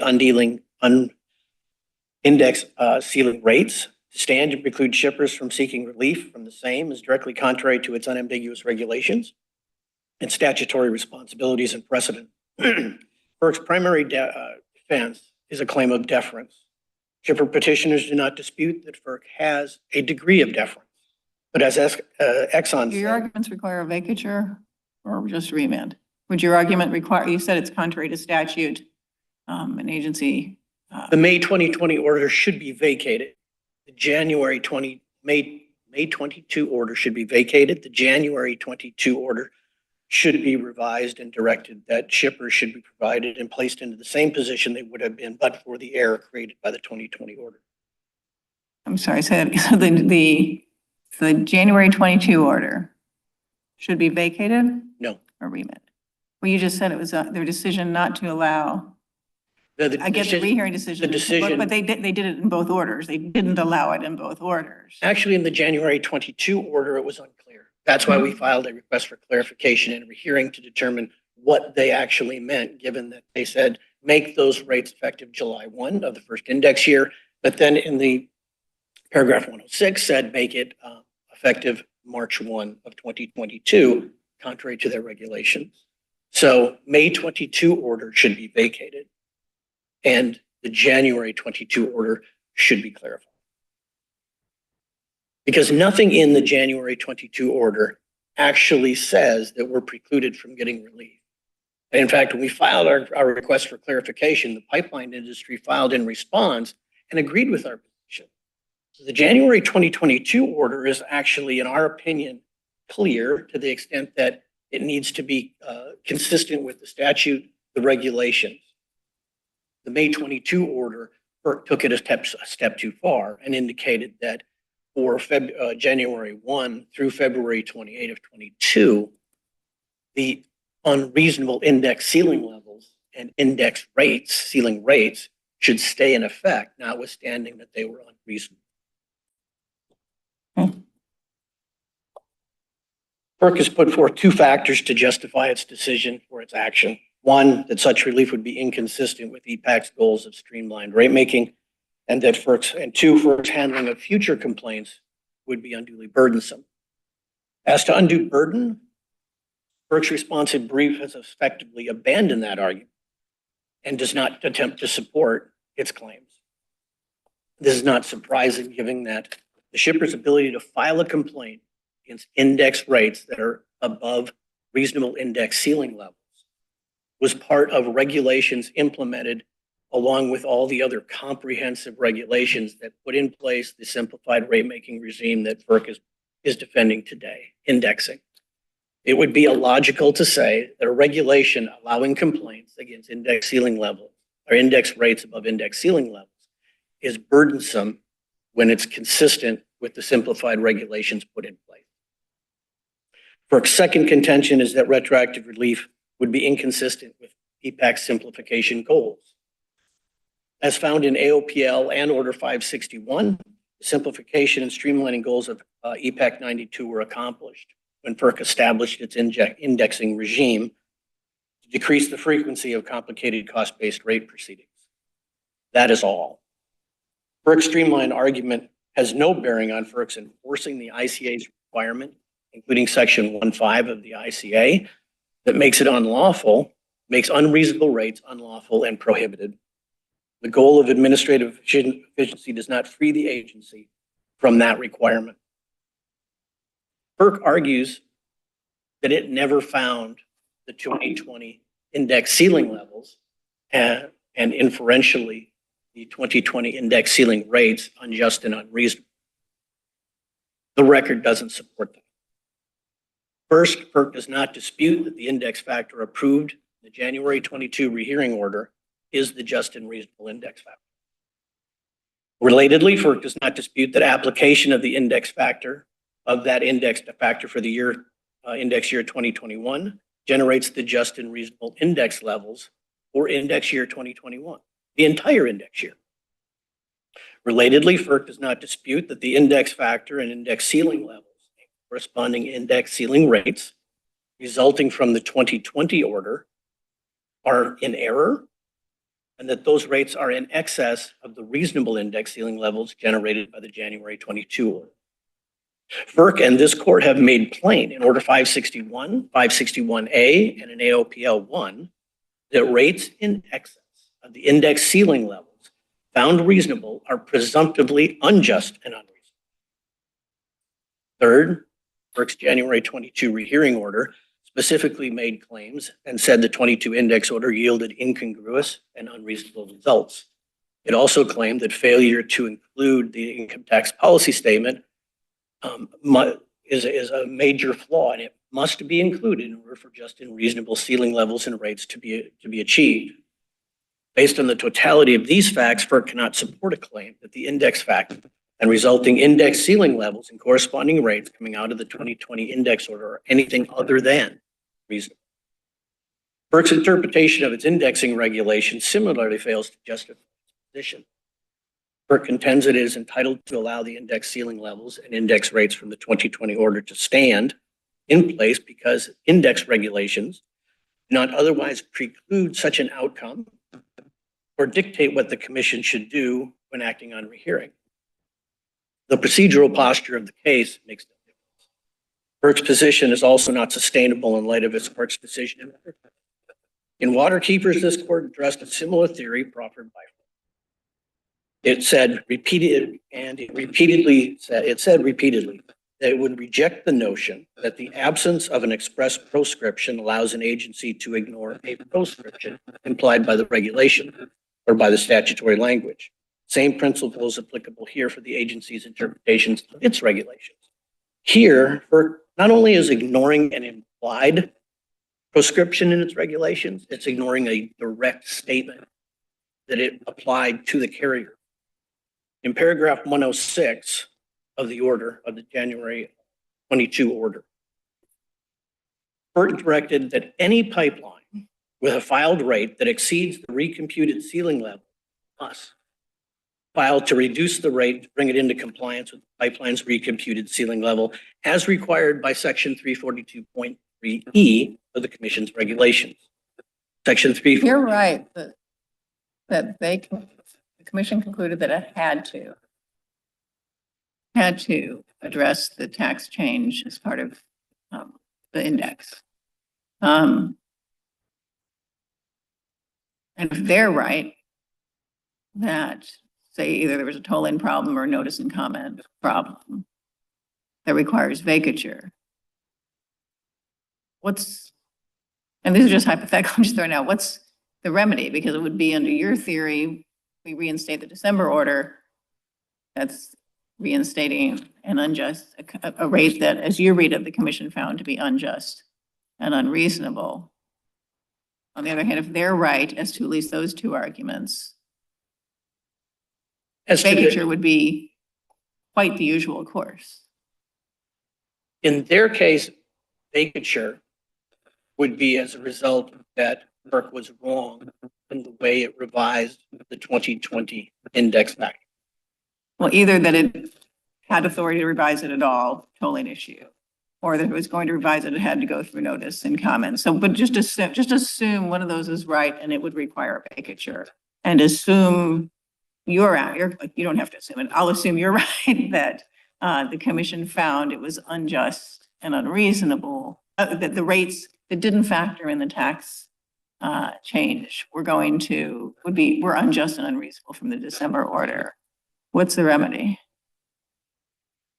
Because normally the vacature of the 2022 order would reinstate the December 2020 rule. Correct. Which you tell me is a rule that, if you read it, the commission found was imposed unjust and unreasonable rates, which of course you just can't do. The ultimate remedy for shippers would be kicked down the road. Yeah, Sorry? it would be kicked down the road because it would. Kick down the road? Yes, because neither of those rates. Well, what happens in the meantime? The rate, if there's vacature of the 2022 order and the prior rate goes into effect, pipelines are required to make that rate change. That rate change would still not be final because you have an ongoing investigation. When you have an ongoing investigation, the rate does not become final. Everybody is put on notice that that rate could change. And once that is final, the remedy there would then take place. Are those What's the ongoing investigation? The ongoing investigation is what is the proper index factor. Here in this case, the 5-year index factor is being decided for the full 5 years.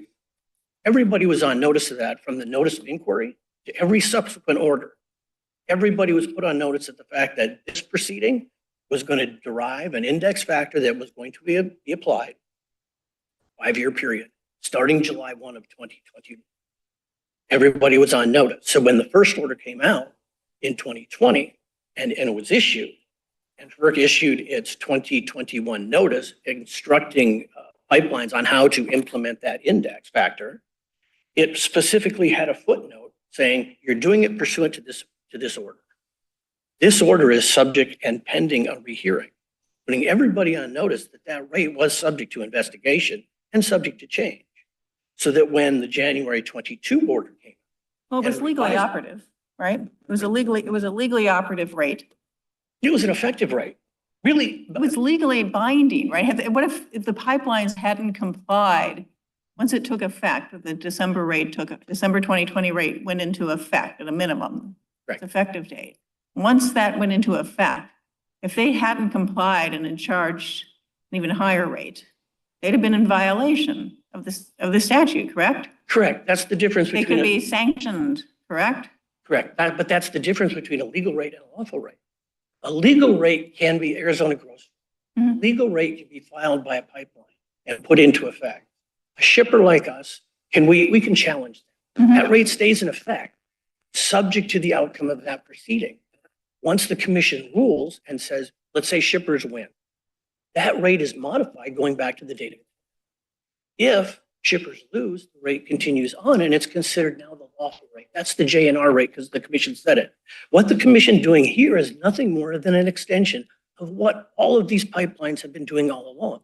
A rate proceeding, indexing is the largest rate proceeding for the carrier industry.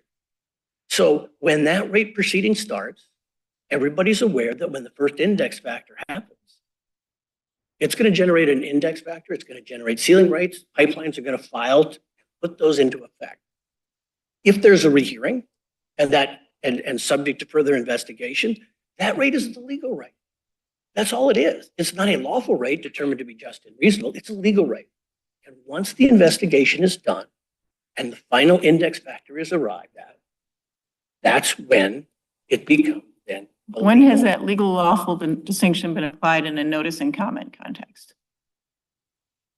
In the notice and I mean, I get the file. would say- That's I would- different. This is the notice only- and comment, and it's a little weird to say that a notice and comment rule is maybe In a- legal but not lawful. In an analogous situation back in 2003, this court remanded the index factor that FERC generated. Mhm. And it came back and they said, yes, we're going to change the index. It went from PPIFG. No, I get pursuant to court order. I'm talking by the agency. The hypotheticals you gave me before were all agency proceedings, as I understood them. Rate Correct. filed, then proceeding before the agency to challenge it. Correct. So. All right, but now we're talking about an agency proceeding that went through notice and comment. The 2003 index rate did go through notice and comment. So it went up and No, what I'm talking, sorry, I'm not being clear. I understand your point about this happens all the time. Agencies do things and they come up on judicial review and that can change. That's just the rule of law, right? It can change or not. It can affirm or reverse or remand. We can go with agency proceedings. What I'm asking you though is a different question because I thought your examples were involved in a different situation, which was a filed rate, which is proceeding before the agency, and then another proceeding before the agency where a shipper comes in and says, hang on, that's not a lawful rate. And then it gets changed. All of this is before the agency itself. Right? What I'm asking now, is there a situation where the commission engaged in notice and comment rulemaking? And then there was another proceeding before the agency itself that was not notice and comment rulemaking that changed that legal rule that had been adopted through notice and comment rulemaking without more notice and comment rulemaking. Is there a precedent for this?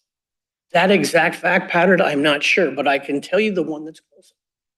In the 2003 proceeding that was remanded, that started with a notice of comment, notice of proposed rulemaking, and proposed a PPIFG minus 1%. Comments were filed. They came out with the negative 1.1%. Rehearing was filed on that. FERC did not change its index factor. The people who sought rehearing then appealed to the court. All along, that rate, the index, those ceiling levels and ceiling rates went into effect. They were into effect. They were quote, the legal rate, the lawful rate. They were the legal index ceiling. This court found that FERC had failed to justify its PPIFG -1, remanded it for without noticing comment. There might have been some comments, but there was no official notice and comment restart. We looked at it and said, you know what, right? We need to change it to a PPIFG with no index differential. And they said, and we're going to put this into effect. At the time, the carrier said, in order to correct, you held whole to correct that error, what you need to do is you need to retroactively take that index. Did they do that? Was their failure or their not failure, was their decision not to go through notice and comment on remand? Was that challenged? No. No. There might have been some comments, but no quote official notice and comment was done. So what So for then? this court hasn't, or another court has not approved the commission starting with notice and comment and then changing an index without notice and comment.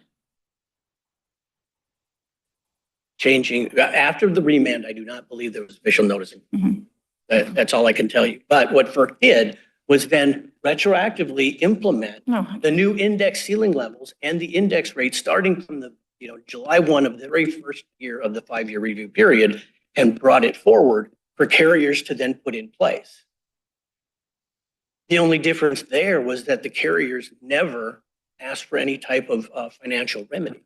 And on that, in that situation, when the case went back to the agency, was the rate still in effect? Yes. It was still in effect. Those rates were still in effect. And what happened is that it showed that the pipelines could have charged approximately 1% higher. But pipelines didn't ask for any financial remuneration or recoupment for the lost revenue. It simply said, what you need to do is retroactively put that index factor and related index ceiling levels into effect July 1 of the very first year of the 5-year period. And then every year, July 1, recompute the ceiling levels until you come to current.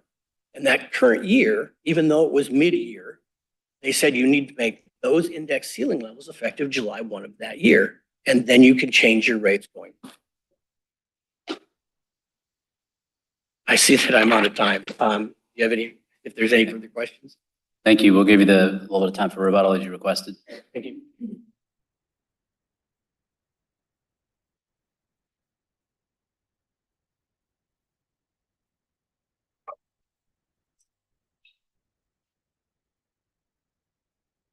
Now hear from the commission, Mr. Glover.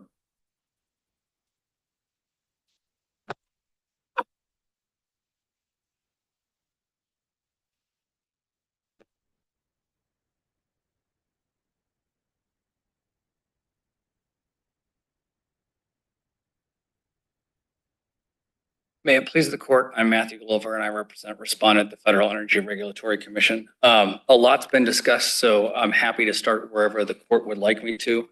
I can start with what we were just discussing. I can start with the notice and comment discussion earlier. I guess I might point out that in terms of pipelines notice and comment theory, right? They also sought rehearing. And so if we lost our ability to engage in notice and comment or sort of further adjustments to the index after that rehearing date, they would have been harmed by that as well. To the Allegheny discussion that you had with Mr. Estrada, we have read Allegheny as telling us that the Natural Gas Act allows you to act on rehearing in 4 ways that are specified in the Natural Gas Act. We've treated the similar Federal Power Act the same way. We've modified our procedures with those to provide for effective and timely rehearing proceedings. The Interstate Commerce Act has different statutory text, and so we treat it as not superseding our regulation and preventing us from applying our regulation the same way that we've been applying it initially. And so I don't think that's sorry, did I cut you off, Your Honor? I don't think that's a weird way for an agency to continue using its regulatory interpretation that it had of the regulation from the outset, when the court tells it you can't do it under these statutes. Did the meaning of the regulations text change then after Allegheny? No. What it means to act upon rehearing, did it change No. after Allegheny? We have always believed that to act upon rehearing included the tolling. That's why we have other regulations allowing for tolling orders. The court told us in Allegheny that acting in the Natural Gas Act, and we've applied it in the Federal Power Act because they're nearly identical or materially identical, I think is the term I'll use. We've applied it there as well. You told us that to act there means these 4 specified things, to grant, deny, modify without a hearing. Was it modify without a hearing? And apologies, but there's 4 right there. So you told us that our regulation, as we've interpreted it as act means in our regulation, violates the Natural Gas Act. And so we cannot toll under the Natural Gas Act, and we don't. And we've applied that similarly to the Federal Power Act. But we've maintained a consistent reading of our regulation, and we think the different statutory text in the Natural Gas Act does not compel us to read our regulation differently. You know, we can continue reading it as we do, allowing for tolling orders. Can you, oh, go ahead. I was going to go to notice and comment, but you. That's where I was going to go. Okay, just on, if we can just start with the notice and comment issue. So you heard the response to your point that the carriers also sought rehearing, which is that seeking rehearing is one thing, but it doesn't specify the procedures under which rehearing would occur. And it's always been contemplated that a rehearing in a context like this, or any further proceedings in a context like this that can result in a change to the rate, would have to be accompanied by notice and comment. So I think this gets to maybe a conflict of visions between what we view as our notice and comment rulemaking. We view our notice and comment rulemaking as ending upon the conclusion of rehearing and not merely ending upon the initial order, as we call it, the first order that was issued here. And so I think it doesn't look like, you know, I know that they highlighted. Well, if you could look at it that way, and I understand conceptually that you could frame it that way, but the point made is that the rate that went into the rate that is being reheard is a rate that's in effect as a matter of law. And so then if the rehearing comes along and can change that, then when you're adjusting something that is in effect as a matter of law, the APA just says you need to go through notice and comment. Yes, but again, I think that, you know, to drill down on some of your cases, right? Your cases like Humane Society, the rule was published. There was no sort of ongoing proceedings. Well, other than it needed to be published in the Federal Register, but it had gone out. There was no ongoing proceeding seeking to change that rule. We had an ongoing proceeding under our regulations. We invite rehearing. We provide for rehearing. We've had rehearing on the 5-year index in the past. And so, you know, we view our notice and comment as an iterative process that starts with initial comments, reply comments. We tell you what our order is, then you can seek rehearing, and that rehearing can include asking to change aspects of the rate. You know, the pipelines say they wanted only a technical change, but one of the cases they relied on a couple times in the blue brief at 20 and 23 was Utility Solid Waste Activities Group, which told the EPA that it couldn't correct what they said was a find replace mistake with word perfect in one of their regulations because it would change this had to do with the number of PCPs on a surface for which the surface couldn't, it changed the metric, like the number that you would count for whether surfaces were regulated or not regulated. And you told them they couldn't fix that without more notice and comment because they'd completed their rulemaking. So on pipelines theory, we can't do anything on rehearing other than perhaps just say, here's a bunch more reasons. We couldn't give them the relief they want of these technical changes to our rule. I mean, I don't know that it's, I get your atmospherics point, but you know, whether pipelines are trying to have their cake and eat it too really doesn't address the FERC's obligation to comply with notice and comment rulemaking. And the one thing I'm trying to understand with this ability to have, you know, it's so weird having the IC Act and APA together. So having the rehearing authority, but also the general notice and comment obligation. When is it the commission's view that a notice and comment rulemaking that has gone into effect, it's not in that interim before it goes into effect, is there some point at which it becomes so final that they could only change it through notice and comment rulemaking? Or is there no such point as long as there's an open rehearing petition or a rehearing petition on a rehearing petition or a rehearing petition on a rehearing petition on a rehearing petition through that period? So I think our position is that it's at the point at which rehearing is completed. And it's not a sua sponte, like, you know, in Sprint, the agency got a reconsideration petition a year after this court had actually ruled and affirmed what they had done in their initial rule. And so there wasn't like a break like that where our rulemaking was completed. our view Is is, it January 22 or May 22 here? Because you had a rehearing on the rehearing. so it would be May 22 as to the issues that were raised in that rehearing petition. Those were what would be still live or what we'd still be looking at. So part of the rule would be legally in effect and require notice and comment rulemaking, but whatever part still in that rehearing petition would not. I think that would come from some of this court's cases, including consumer energy, where The answer is yes. I think, let me back up. I think we would need to, consumer energy, again, it distinguished this case, Spartan radio casting, that we think, and it's a Fourth Circuit case, but we think it's the analogous situation here. And it distinguished it because there was a rehearing request concerning whether the commission should promulgate the rule regardless of this one house legislative veto and should strike down the one house legislative veto. And the commission didn't do anything that was in that hearing request, didn't address those arguments, and instead said, actually, we're just revoking this rule for other reasons that were not sort of discussed in the rulemaking. And the court said, essentially applying sort of an early version of the logical outgrowth, like, you're not doing what was discussed in a rehearing, you're not doing these other things. Right, that's not rehearing. Yes. No, but what I'm asking you is, when does a rule become Final. legally in effect? Well, it's final at the time they seek rehearing. Your regulations Yeah, says yeah, that. fair. So there's levels of final. I don't know, there's final 1 and final 2 or whatever, but I'm just saying legally final such that notice, I'll call it APA final. Let me call it that. And that will be a shorthand for, it would require notice and comment rulemaking to change. I think So it becomes APA final. I just want to make sure I understood your answer as to whatever parts were not encompassed within the May 2022 rehearing. It would become final I May think if2020, or when, I can- 30 days or when? if I could, What time frame? sorry, if I could start with kind of a basic example. If we issue Calendar. a rulemaking, and you have 30 days for rehearing and no party files for rehearing, that rulemaking is final on the 31st day. There was no request for rehearing. In the, But in this case, I'm trying to understand. So in this case, when did it hit that APA finality mark? Was it, let's just, so you, was it January 2022 when you issued a rehearing decision? Was it, and then, or was it, but the rehearing order, does rehearing order, you had another rehearing, that rehearing order, and then we was filed within those 30 days. So it didn't become, it might have become effective February 19th, but it didn't because a rehearing, another rehearing petition was filed. yes. But you say any part of the rule that wasn't covered by that rehearing petition became APA final No, on February 19th? I think I've kind of conflated two concepts, so let me back up. I I apologize. probably wasn't clear on It this. would be final upon the second rehearing order. No one sought rehearing. Procedures at FERC are over. Rule is final. Both parties came to the Court of Appeals, different courts of appeals. We all ended up here. It would be final at that point.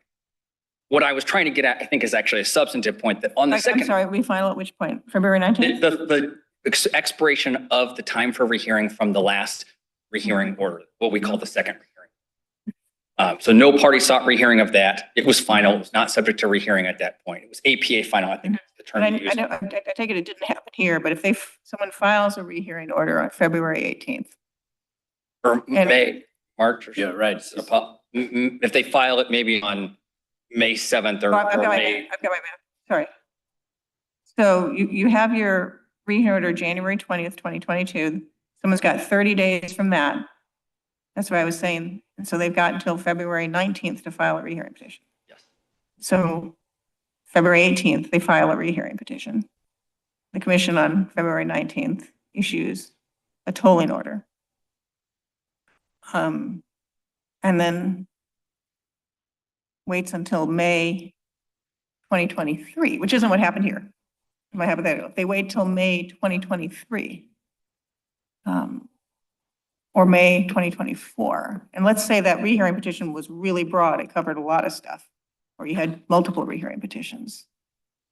APA finality is not going to attach until, say, the commission decides to act in May, 30 days after the commission acts in May 2024, unless there's rehearing petitions again.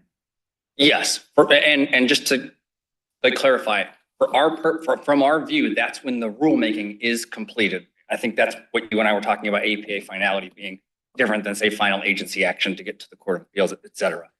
Yes, that is our position. I How does that not conflict with Humane Society? I Because think. they said, hey, wait a minute. We want to look at this again.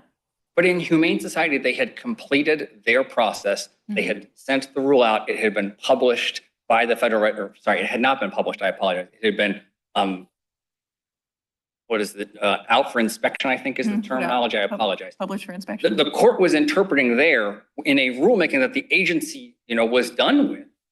And then the agency tried to restart it, right? If you imagine a scenario where we issue an order or a rulemaking, we complete the rulemaking, let's say December 17th, 2020, and no one seeks rehearing, 30 days pass, right?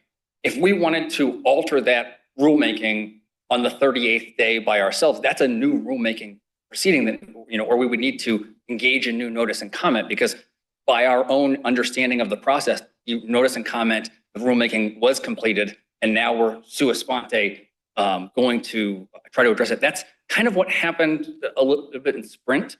And in Sprint, the court did note that it was leaving open the question whether the FCC there could have adopted the position of the rehearing. It was a rehearing request a year after this court had ruled, and all the way up here on the merits of the positions. Somebody new sought rehearing a year later, and a couple years after that, the FCC changed its position in a way that no one anticipated. And the court said it was not leaving open whether the reconsideration, like you just adopted the reconsideration motion's proposal, it would have necessitated new rulemaking. Right. Also ask though, so the December 2020 order went into effect, was it July 1 of 21? I have that date right? Prior when the December 2020 order, the first index went into effect, was it July 2021? In terms of went into effect, like when the index levels were changed, yeah, I think When pipelines had to start complying with this index level. yeah. So we then put out a notice, I think. Sorry, go ahead. So in, I think, March or April of 2021, what we do is we put out a notice each year telling you, because the index level PPI FG plus or minus something doesn't actually tell you what to multiply your prior ceiling by. So we do the math in a notice. And the shippers cited that in their reply brief, I think at page 18. We put out that notice saying, in accordance with this ruling, which is subject to rehearing, with the first footnote noted that it was subject to rehearing, you should adjust your ceiling levels on July 1, 2020 to, in accordance with this index factor. And the index factor ends up being, 1.0 something or 0.99. Right. So, and if on July 2nd, a pipeline didn't comply with that and said, we think we need an even higher charge a different amount, would they have been subject to sanctions? So there's a couple things that would go on there. So they file their new rate if they're choosing to index, and they file that rate, and the shippers can do what's called protesting it. So they can challenge that rate and say, I know I'm over time. Okay. They can challenge that rate and say, we think that rate's above the index level. It's our regulation, the indexing regulation. I think it's C1. We say in a challenge to an index rate, there's sort of two things you could show. One, that it's above the index level in effect, or two, you can show that their cost of service is actually so. No, they're not doing that. They're not coming in and saying, we want to justify this by cost of service. They're like, we're just doing, it's on rehearing, it's not final. We're charging what we think we want to charge, which is a much higher amount. And you could say shippers could come in, but the commission itself could do an enforcement action, right? Those two things I was mentioning are what shippers can come in and say in protest. Sorry, that's what I meant. Shippers, if they want. I'm just asking a different question, which is, do they have the legal authority without coming in and saying, no, actually, we want to do a cost of service and here's our proposed rate? No, they just start charging this higher amount. You had a footnote said it was rehearing. Can they do that? No, I mean, No. in theory, they could do that, but they're not then charging the lawful effective rate. And so they're subject to, well, they're subject to enforcement. And I guess, I think the point is,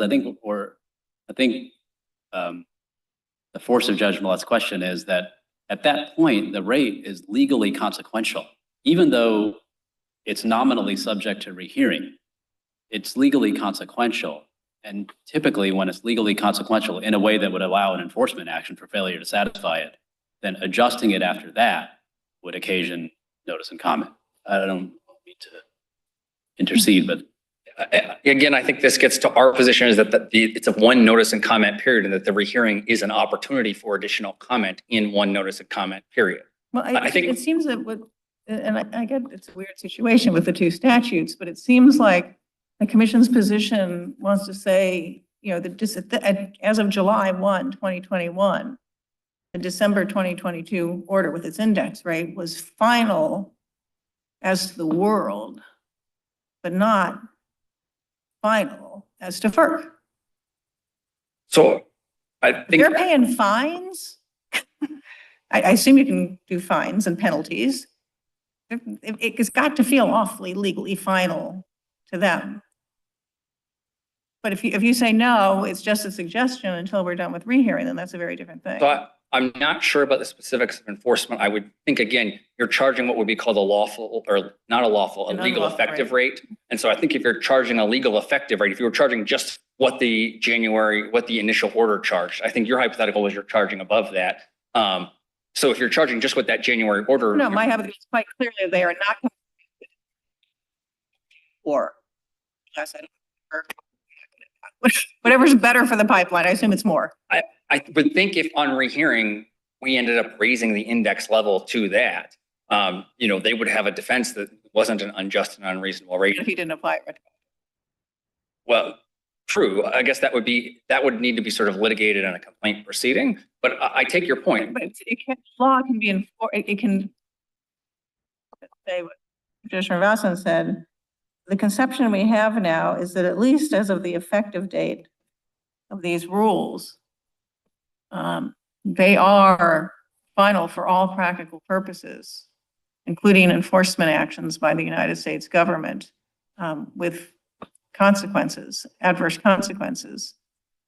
Again, not final for the commission. I'm not exactly sure what our procedures and sort of what's necessary for an enforcement action. So I would want to cabin that there may be defenses, there may be sort of, I'm not sure what's needed. Defense is an enforcement action. It's got nothing to do with whether the government has the ability to. Yeah, I don't whether know it's a rule that can be, is subject to enforcement by the United States. Whether you win is a different thing because there may be some other defense, but it's an legally enforceable rule, index rate at that point. Yeah, again, I think in the adjudication scenario, you know, if we were adjudicating your rate or challenging, you're trying to raise your rate, you know, I suppose if in an initial order we said, yes, you should charge this rate and you charge something above that, it would be analogous. Are you saying it's different for notice and comment? No, I'm not saying it's different. I'm just trying to think about sort of scenarios where you would see this, where you have we tell you a rate, but it's still subject to continued proceeding where you know that rate may change. If that makes sense. Can I ask this question? So suppose instead of rehearing, because I think what's going on here is the agency is defining the process in a way that suits the agency. So the agency says, as long as rehearing's still afoot, then for our purposes, we're still engaged in the process of deciding what the rate's going to be. And so we don't have to issue notice and comment. And then from the carrier's perspective, they would say, well, sure, for your purposes, you're defining it that way, but then we're legally subject to a rate that's on the books. And so I guess my question is, how far does your theory go? Because that right now you're saying you could drop a footnote that says subject to rehearing, things may change subject to rehearing. And therefore, because it's still in rehearing mode, the APA's requirement of notice and comment hasn't kicked in. What if the agency just said, well, not subject to rehearing, but as long as we sua sponte decide that we're not going to change things, it's still subject to what we're going to call reconsideration status / rehearing. And therefore, there's no requirement of any kind of notice and comment, even though we may change what's now legally operative. So I don't think we could, again, this goes to, I think Sprint is not the sua sponte. Is it Clean Air Council? There's a few cases where an agency has sua sponte, that utilities group, they sua sponte decided they were going to change this one aspect of this PCB calculation on surfaces because it was a word perfect, which many government agencies use. It was a find replace mistake. That's what they said. They sua sponte wanted to change it. And this court said, no, like your rule was final. Then you sua sponte came forward and changed it. That's because I think there wasn't any advance notice that they might do it. And I guess what I'm saying is that the agency just advertises that this, for our purposes, this is something that we can always reconsider. Again, I think that would be the distinction between our rehearing process, which is you always have the right to file for rehearing. You have 30 days. If no one seeks rehearing and that expires and we say, here's the index level, you know, we're thinking about this anew in a footnote. Or we might think about this anew next year. We've lost the quorum, but again, that would require new notice and comment because that's we're altering the rulemaking in a new proceeding. From our perspective, again, I need you to sort of buy our perspective to prevail, but from our perspective, the notice and comment wasn't complete. I think at the start of your hypothetical, the notice and comment is not done until we have acted on rehearing and there's no further rehearing. Again, as to being able to appeal to this court, when both parties sought rehearing, the rule was non-final as to their ability to get into court.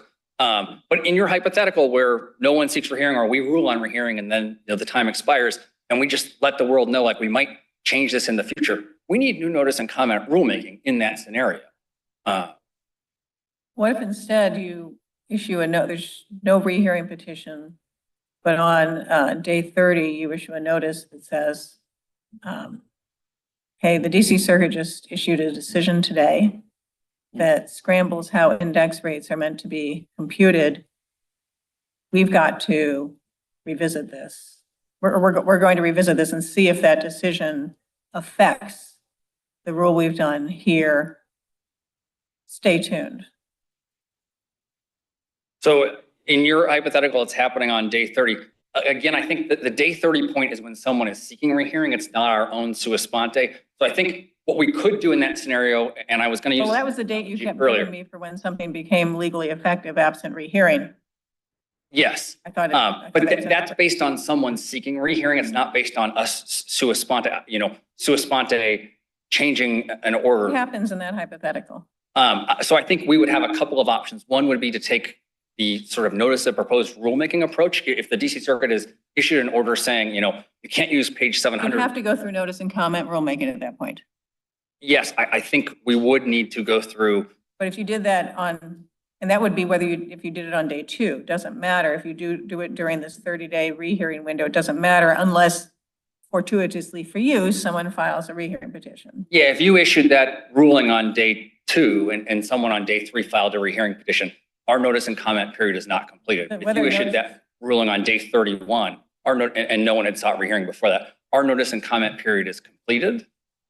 And someone files a new request for reconsideration or clarification on day 31. I think we have to have new comment, or it could be that I'm not sure. Again, I would caveat, I think it might be one of the good cause exceptions to having notice and comment. If you literally told us in a different proceeding that, page 700 must be used, but you must strike out these 2 lines, we might be able to just follow it. It's clear what the impact is, but there's definitely something you want. Yeah, I guess I was just saying, I'm not sure if you told us exactly what we had to do. I think that would be a good cause exception. We don't need more notice and comment to have the parties tell us, yes, follow the court. We would just follow what the court said. Might need notice and comment to see how people interpret what the court said. That's so whether notice and comment kicks in your view is really dependent upon whether some third party decides to file a rehearing petition or not. Because we view that as part of the rulemaking proceeding, and so as part of our notice and comment period. And so if our notice and comment period has not expired, then we don't think we need to start anew. If it has expired. But are there other examples where an agency can engage in notice and comment rulemaking, promulgate in the Federal Register its final rule, and then have a continuation of the notice and comment rulemaking process that only one party gets to engage in and that the rest of the public cannot weigh in on, which is how rehearing works? So any aggrieved party can raise any issue, I guess I would say. So you're right. If you're not aggrieved as to an issue, you wouldn't be raising that issue on rehearing, but it's not like only— They don't get to participate in the commission's discussion or consideration. They don't get to have input into the issues raised in that rehearing petition, which is hard to, at least with our traditional understanding of notice and comment, say that's a continuation of notice and comment. I'm not aware, but you might be aware of a situation where agencies have such a sort of unilateral single party role in notice and comment rulemaking, but I was not. I'm not aware. I think, part of the sort of factual scenario here is we did not go outside of our original notice. It's not like we changed. We actually went back to the very methodology that was in the notice at JA. I think it's paragraph 9 of that notice talks about what we were going to do with data trimming. And I think it's 10 and 11 that talked about what our plan to do with the income tax policy. So we did return to the methodology that we had laid out in the initial No, I order. understand that. You And would- so everyone had an opportunity to, Okay. to comment on that substance, right? Right, This within would, the comment of the, within the scope of the issues for notice and comment, but ordinarily, again, in notice and comment, if somebody came in and said, here's our ex parte filing, don't let anyone else comment on this suggestion we're making to you. In the, between the NPRM and the post NPRM, someone comes in and says, here's a filing that we don't think you should let anyone else comment on. And he just says, that's great. We're taking all the comments except nobody can comment on companies A, ex parte filing with us during this notice and comment period. But we're only going to address the issues that are within the scope of the NPRM. That wouldn't be consistent with notice and comment rulemaking, would it? well, I think to some extent, if you have just one comment period and someone files on the last day of that comment period, and many agencies do, no one gets to reply or respond. Like they don't get to, you don't have to show everyone else your comments before you file them. So, you know, some agencies, at the time we were writing the brief, I think the two most recent rules when I went to look at regulations.gov were Department of Education rules, and they had both provided like 33 and 30 something else days, a single comment period. You file on That's regulate. very different from an agency saying no one else can comment on this proposal, which is what your rehearing regulations say. That's a different thing than just saying it's the effect of, people are deadline driven and that's what happens. But to have instead, as part of the notice and comment process, an agency rule that says this particular type of filing cannot be commented on by anyone else. No, I understand. I guess the one point I would make in terms of they could comment, they could seek rehearing if they thought we had done something sort of, you know, out of the norm, or if they wanted us to revert back to something prior. And again, this goes to, I think, what you ruled in Association 2. If we do something on rehearing or in the index that no one had any notice was going to happen, we don't contemplate, you know, that's a problem. In the second index, the 2000. Well, if this is a continuation of your notice and comment process, and it's an aspect of it that does not allow other people to weigh in, then it's a broken notice and comment process. Is that what you're telling me? No, I think they would get enough, if we change our position on that rehearing order, they could seek rehearing with us as to that. They could challenge that in the Court of Appeals if they think we didn't explain it, if they think, as in the 2000 order, we scrapped the con in. They could, but nothing requires them to under the ICA. They could come here instead and say, that's not notice and comment rulemaking. You can't have notice and comment rulemaking where the agency instructs the public not to comment on a filing. And, right, they could do that, right? Yes, but And that would still be just the same question before us, would it not? Whether you can have a notice and comment process where there's a stage when the agency says no one else comment on this input. And they could do that here. They don't have to, they could do it before you, but they get to choose under the ICA Act where they want to fight it, correct? yes, And that's what they've done here. They've come here and said that you can't, this can't be notice and comment. I think that gets or dovetails with, again, it's not a statutory exhaustion, but you know, in Tesoro and ExxonMobil, the 2009 Tesoro, the court said you should be raising these types of issues to the agency. If they'd raised that with us, we would have responded to their position that they needed the ability to comment. The 2015 Tesoro, which has a footnote. But we've also said if they're not going to know that you've relied on that until you issue your new rehearing decision. And we don't require them to have raised an issue if they didn't know until you actually decided. And we do not require in the ICA Act that they perpetually file rehearing after rehearing after rehearing. They can, it's an option. But I don't know how we can say that it's time for rehearing number 3 or number 4. Meanwhile, this law's in effect and they're going to get enforced against if they violate it. Your injury was that you didn't get to respond to their rehearing request. You knew you were not going to get to respond to their rehearing request. Their injury is this procedural one where the agency has set up a scheme and designed it by their rules and regulations to call it notice and comment, but no one can comment on certain comments. Right? It just seems, and I understand it's like the agency's in this weird situation, but you call this a continuation of the original notice and comment, but we've sort of had quite sort of, you know, a drop off here in what looks like a notice and comment process. So again, if your injury is that you did not get to comment at the rehearing stage or you did not get to reply to the other side's rehearing, you could have raised a motion for reconsideration saying, this is a rulemaking. We think that your regulation concerning rehearing as to not allowing responses to rehearing is, inapplicable. We think the APA supersedes that, and we have to get, I'm not saying what they could have done. I'm saying, did they have to? Why couldn't, under the ICA Act, where they don't have to do rehearing at all? And they say, we couldn't have done it within the first 30 days because we had no idea they were going to rely on this, filing to which no one can respond. And so here we are. I think And we can't wait. We can't keep doing serial rehearings because this index is about to take effect. And we have to know what we're going to be allowed to charge or not. This has enormous financial and operational consequences for us. What's wrong with them coming here and making that argument? I think, again, the argument, as I understand you're laying it out, is attacking the fact that we only allow parties that are aggrieved to file for rehearing. I do think they could challenge that No, regulation. not that parties are aggrieved, that you don't let other people comment on rehearing petitions, but you're calling this a continuation of notice and comment. We don't allow a response, I guess, after.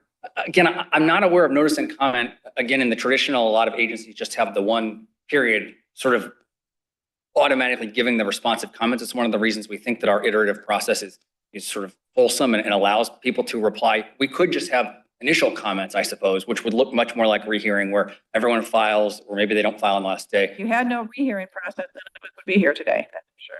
I think the shippers probably would have petitioned for review of the On these issues. on the merits issues. Again, I would emphasize there's no surprise as to the merits issues in terms of what we did and what we came up with here. Can I just ask you, just on the appointments clause, one question? So just give you a chance to briefly respond to the submission you've heard and read that for appointments clause purposes, the person who's granting the tolling order actually has a bunch of authority that matters because of what can ensue as a consequence of granting the tolling witness what happened in this case. Yes. So I've discussed this internally, so I know you're not normally supposed to read, but I do have a couple I want to be very accurate and sort of clear. The secretary's role is ministerial, even as to the tolling clause. A tolling decision is a decision about when the commission will issue a rehearing order. And so the secretary isn't sort of combing ICA dockets and saying, oh, I think this one merits rehearing, and so we should issue a rehearing order, and I think it doesn't merit rehearing. The chairman directed the secretary to issue the tolling order. The secretary is exercising her delegated authorities. The chairman is exercising his authorities to manage the administration of the commission and our employees. And so it's not a freestanding sort of discretion that the secretary is exercising. It's a decision about when we would time our orders, similar to when the chairman decides when to have a vote, whether something's going to be at a specific open meeting or whether they're going to have a notational vote. He schedules that. The tolling determination is a scheduling of whether we're having a rehearing order. If I can give sort of not a perfect analogy, but in our post-Allegheny practice, I think we've explained to the court a couple of times.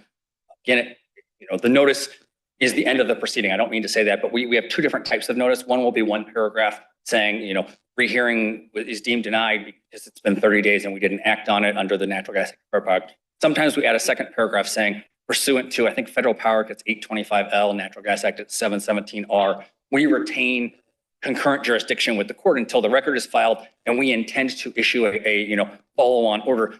That, whether to add that second paragraph is the determination about when and if we're going to issue a rehearing order. The secretary isn't looking at the Natural Gas Act and Federal Power Act rehearing petitions and saying, I think this one the commission should act on. I think that one the commission, not act within. I think this one the commission should issue a later order if it still retains jurisdiction on, and that one it shouldn't issue a later order. Or I think that the order in this one is so complex it's going to be scheduled more than 30 days out. So we need the 2-paragraph Allegheny notice. Secretary is not out there similarly in the ICA combing these dockets and making these determinations.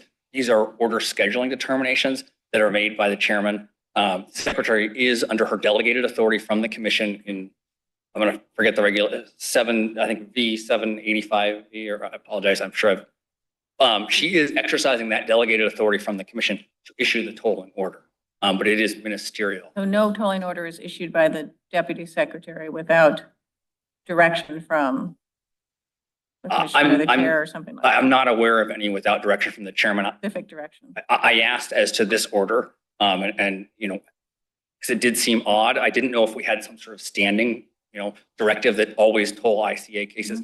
But I was told as to this order, the chairman directed the secretary to issue a tolling order. The people who would, the attorneys working and the commission staff working with the commissioners on drafting orders are the ones that would have a sense of how long an order is going to take, and they would be advising the chairman on that.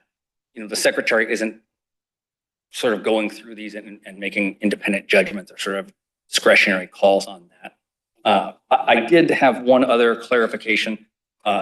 Judge Millett, I think you rightly pointed out that the order, the first rehearing order at paragraph 17 says that the index must incorporate the change. I think 4 or 5 times, right? yes, it's clearly, I think it's twice in that paragraph, and I do believe it's once or twice later. It's on J 969, 970. There's another must on 972. Yeah, 972 carrying over to 973. In responding to the shipper's contention at page 84 of our brief, clearly I used less precise or inaccurate language, not meaning to sort of displace what the commission had done there. I should have used must rather than should in the second sentence, but we weren't making a declaration as to each individual rate. Like the point I was trying to make was, we said that the index level to be just and reasonable and to produce just and reasonable rates needed to incorporate this. We didn't say, and we've looked at all of the rates being charged. If it didn't incorporate it, it would result in unjust and unreasonable rates. Yes. But we didn't look at all of the individual rates charged and make some sort of determination as to those individual rates. And the second part, again, rather we determine a just and reasonable index. I used should there. I should have said must. You're right. The order says must. That's bad drafting on my part. Incorporate the income tax policy change. And we decided, consistent with prior index reviews, that it was more appropriate to trim the data. So we also had the data trimming on rehearing. We actually also we accepted one of the rehearing petitions from Pipelines as to using some updated data. They said we had used some outdated data. So we made some other changes. The only 2 methodological changes were the income tax and the middle 50, middle 80. We made some other changes in the rehearing. And the point I was trying to make, which clearly I didn't do well, was we weren't commenting on individual rates. We were commenting on what the index level must be for it to be producing just and reasonable rates and what a just and reasonable index level was. And that as to that one change, we were saying it would be unjust and unreasonable not to have incorporated that, but we did make some other changes. Sorry. Sorry. Can the index itself be unjust and unreasonable? Because I'm trying to understand what you're saying, because the index is then used by its pipelines to set rates. And in theory, that it could end up being just and reasonable for that pipeline because of like the cost approach. But does the index so since the index is not actually a rate, it's a mechanism for setting a rate. Does the statute require the index to be just and reasonable? I think, yes, we certainly in the Federal Power Act, we had a recent case, Vistra, in the Federal Power Act, where there was a challenge about what's the actual rate, but we treat the policies, practices, et cetera, around our rates as needing to be just and reasonable as well under the Federal Power Act. I think we would certainly treat it the same here. And you're right, an individual pipeline. You might treat it that way. Does the statute require it, as in it would be illegal to reinstate the December 2020 index if you've deemed that to produce unjust and unreasonable rates, at least in some circumstances? I think if you remanded to us, or if there had been no appeal, but we sua sponte came back and said we like the prior index, but we don't explain why it's now just and reasonable. We just say we like the prior index, start using that.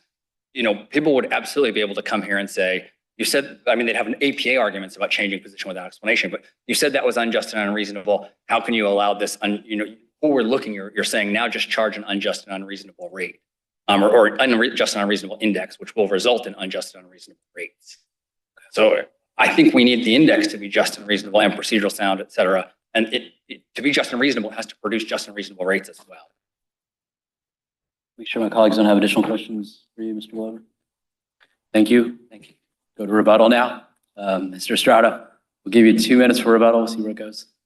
Your Honor, I'll try to be very, very quick. Let me just say at the outset, I think that FERC's counsel has made clear that the wolf comes as a wolf, as late Justice Scalia would say. Under their view, they don't have to comply with notice and comment, and they don't have to comply with the 30-day rule. So long as the process is ongoing in their view, whatever that may mean, they can take a year, 2 years, 3 years, 4 years, 5 years. They could announce at the end of the period that they thought better of it and redo it. And under the Mr. Alducci's view, we have to give them back everything that we collected under the original view. There is no support in the case law under the APA for this, and there's no support under the tolling reg. As to the APA, this court in Consumer Energy expressly dealt with the claim by the agency that the original notice and comment provided prior to promulgation was sufficient to cover the order of revocation. This is at the top of page 46. The court said, no, the APA requires you to provide notice and comment before you repeal something that is already effective. If the notice and comment provided prior to the rule's promulgation were meant to be sufficient, the statute never would have included repeal of the rule within the definition of rulemaking. And so that claim is answered. I think, of course, it also follows a fortiori for Humane Society. This notion that we could always sort of like file for, a hearing on our own, I think has been answered. But for good measure, in Kennecott Corp., this is page 1019 of the opinion, this court said, no, the point of notice and comment is for the agency to do it in advance. Petitions for reconsideration are insufficient to comply with the APA. This is page 1019. Permitting the submission of views after the effective date is no substitute for the right of interested parties to make their views known to the agency in time to influence the rulemaking process in a meaningful way. And so, again, under the commission's view, they could be sitting on a rehearing application from the Reagan administration, and irrespective of the fact that the Berlin Wall fell and the world is entirely different, people would not be entitled to comment. Again, that's not how the world works. I think the only thing that I heard on Allegheny is this is our own interpretation of the language, is not responsive to the two fundamental points that, however, the commission might have exercised its option to adopt a different rule. The regulation it did adopt has the word, rehearing and act upon that was also interpreted by this court. And, they take out, the 30-day deadline, which is not actually sort of allowed. And ultimately, as Mr. Olducci did say, and I say this is the most important rulemaking in the industry. And everybody expects this to happen every 5 years. Well, precisely. That is point one in our grievance. This should not have happened, and the commission should have done better. Thank you. Thank you. Mr. Adducci, we'll give you the 2 minutes that you asked for. Thank you, Your Honor. Hopefully I won't take the full 2 minutes. Just to clarify one point, Judge Millett was indicating about the character of a rate that is put into place as part of the 5-year index review. Now, on that point, we discussed in 2003. Now, the history of that 2003 is informative, and I just want to read it to you. In the first 5-year review, the commission departed from the averaging methodology applied in order fix 561 en route to a decision maintaining the index of PPI FG -1. And that was in 2000. They issued that. The decision was appealed, and the DC Circuit remanded it, holding that the commission had not adequately justified its change in methodology. That was in 2002. On remand, the commission decided to return to the Order 561 methodology, which resulted in an index of PPI FG with no differential. That was in 2003. The order was affirmed by the DC Circuit in Flying J Inc. 363 F3rd 495 in 2004.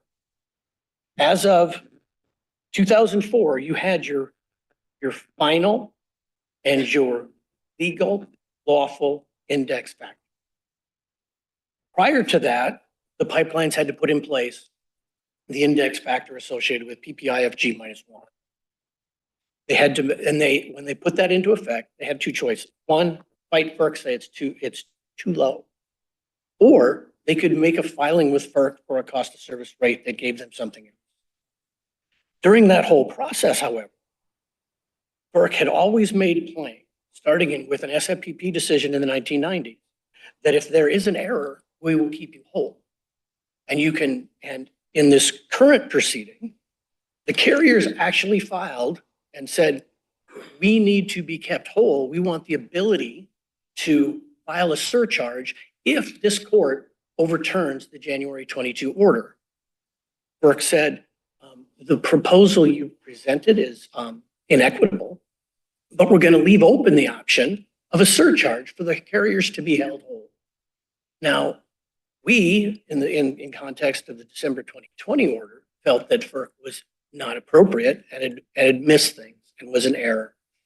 On rehearing, we overturned that based on the law, based on the data set, based on the existing record. They were required to change that rate. We want to be kept whole because that's what the commission normally does. If there's an error, you're to be kept whole. The only difference here, and that's why we're the petitioners here, is that FERC has arbitrarily decided to not allow shippers to be made whole, but in that same context have some inconsistency by saying that the carriers might be kept whole. We think it should be uniform. We think the proper remedy is to say, once that index factor is determined to be just and reasonable, and you have the index ceiling levels, which are J and R, you compare it against that rate that's in place. To the extent it's lower, that means that higher rate is unjust and unreasonable, and we should be entitled to those refunds. Thank you. Thank you, counsel. Thank you to all counsel. We'll take this case under submission.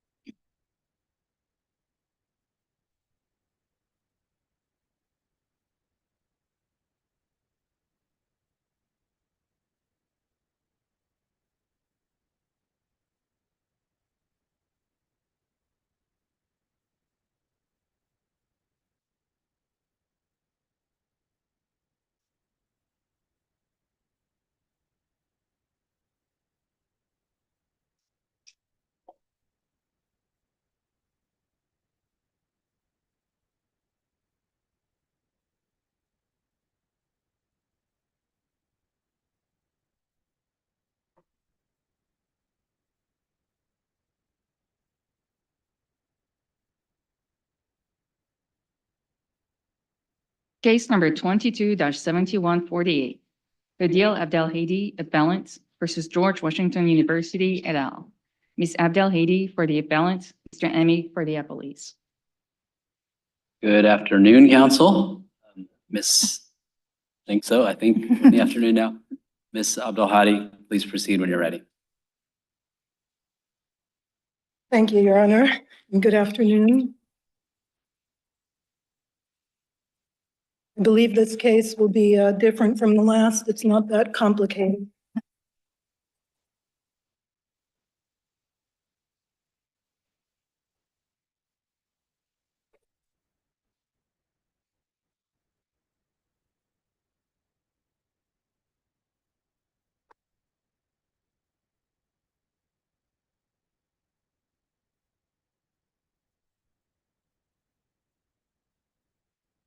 May it please the court. My name is Hdeel Abdelhady. I am the appellant in this case, and I'm here on my own behalf. I'd like to reserve, please, 3 minutes for rebuttal. Thank you. This case, the law in this case is straightforward, but the record, I think, has been muddled somewhat over the course of this appeal. So what I'd like to do with this time is to, of course, address any questions that the court has, and also to reiterate the relief that I am seeking and why the court should grant that relief. And also I'll be discussing the Hubbard case and its factors, although I think those are well known. But I do want to clarify some facts and distinguish between what is before the court and what is not before the court in the course of discussing Hubbard. I am asking this court to do two things. First, to reverse the district court's order on appeal. And second, to enter an order or to direct the district court to place under seal the 16 documents that are an issue that contain the medical information that is an issue. That relief is appropriate. In this case, unlike most of the cases, in fact, I think it's all of the cases that have been discussed in my brief in the university's reply, or its brief and my reply, the court in this case, the district court, did not at all apply Hubbard.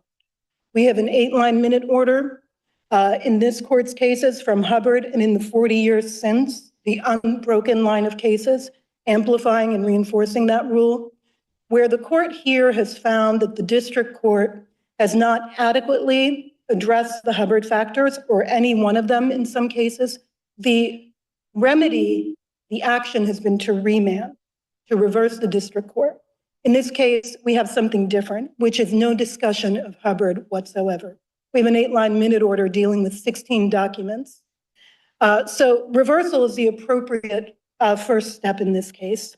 In terms of my asking the court to essentially end this case here by directing the district court to place the documents under seal, that too is appropriate, and it's warranted under precedent.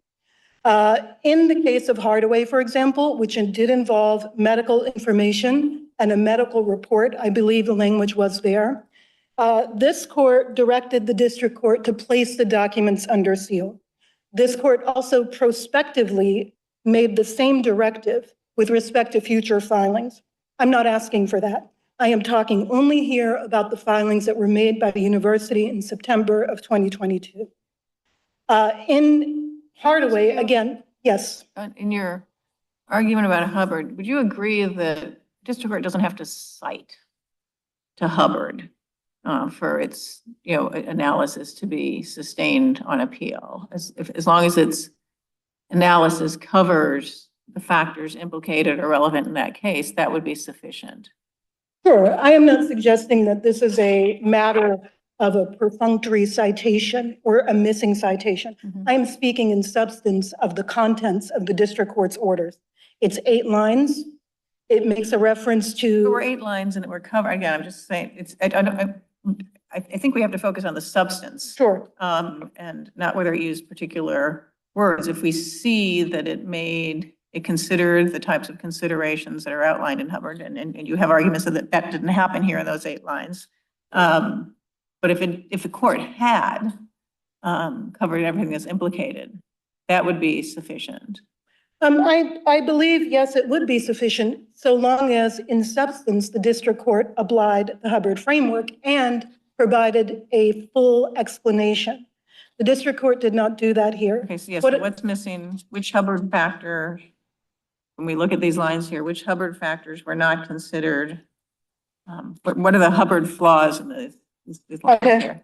Well, first, there is no discussion of the public need, the first Hubbard factor. The district court states here. The public need for. To access the document. I know, but that's not one that helps you.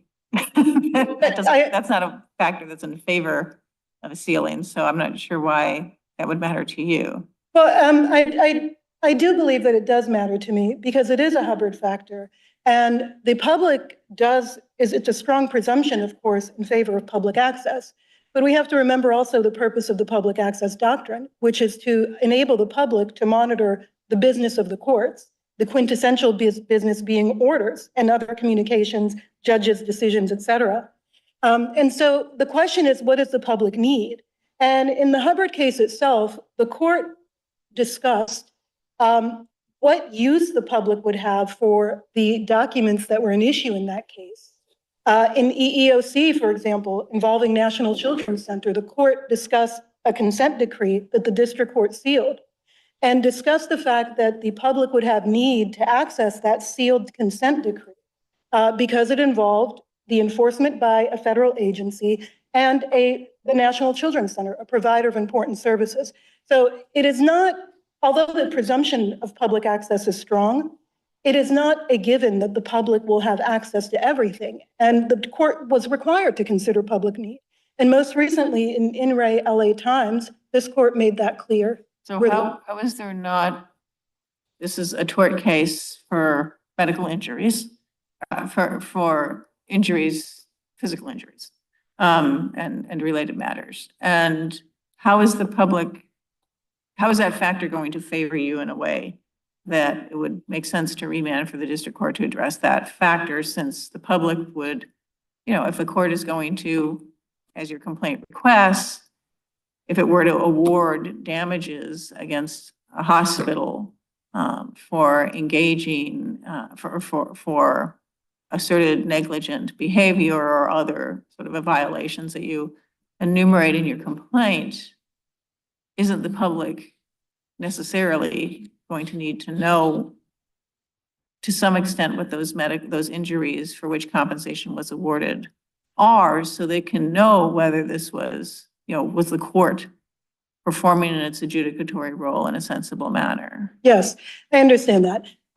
The public here in the redacted complaint at ECF number 14, which is the only version that the district court referenced, the public does here in the public redacted complaint have as much information as it needs to understand that one count, which you're referring to, which is the negligence count. The others are intentional acts counts, not negligence counts, have nothing to do with these injuries. What I have redacted is not wholesale redaction. I have not placed it under seal entirely. I have redacted diagnoses.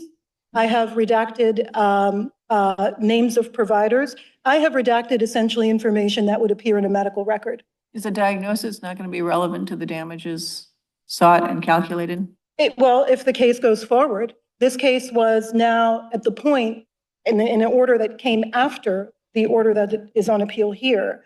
The court dismissed that negligence claim, not in consideration of any injury, whether it occurred, liability, anything like that. No, the court dismissed some of the claims, or let me speak just about the negligence claim. It granted the university summary judgment in reliance on its interpretation of the District of Columbia Workers' Compensation Act that had nothing whatsoever to do with whether these injuries occurred. So the public, yes, does have a right of access. But you were the one who filed the motion to seal, and we disagree with that summary judgment decision, but at the time you filed your motion to seal, which was long before the summary judgment. That's correct. It was about a month before. Right. So what would the argument be that the public would not have an interest in understanding exactly what the injuries were before a court of law were to award? Well, because the summary, the court's memorandum order, the dispositive order, and the accompanying opinion does not discuss any of those injuries. It has nothing to do with them. And in fact, the district court confirmed that by redacting from its own memorandum opinion that it issued on November 29th, the very information that is an issue here. The public knows from the complaint the circumstances of the accident.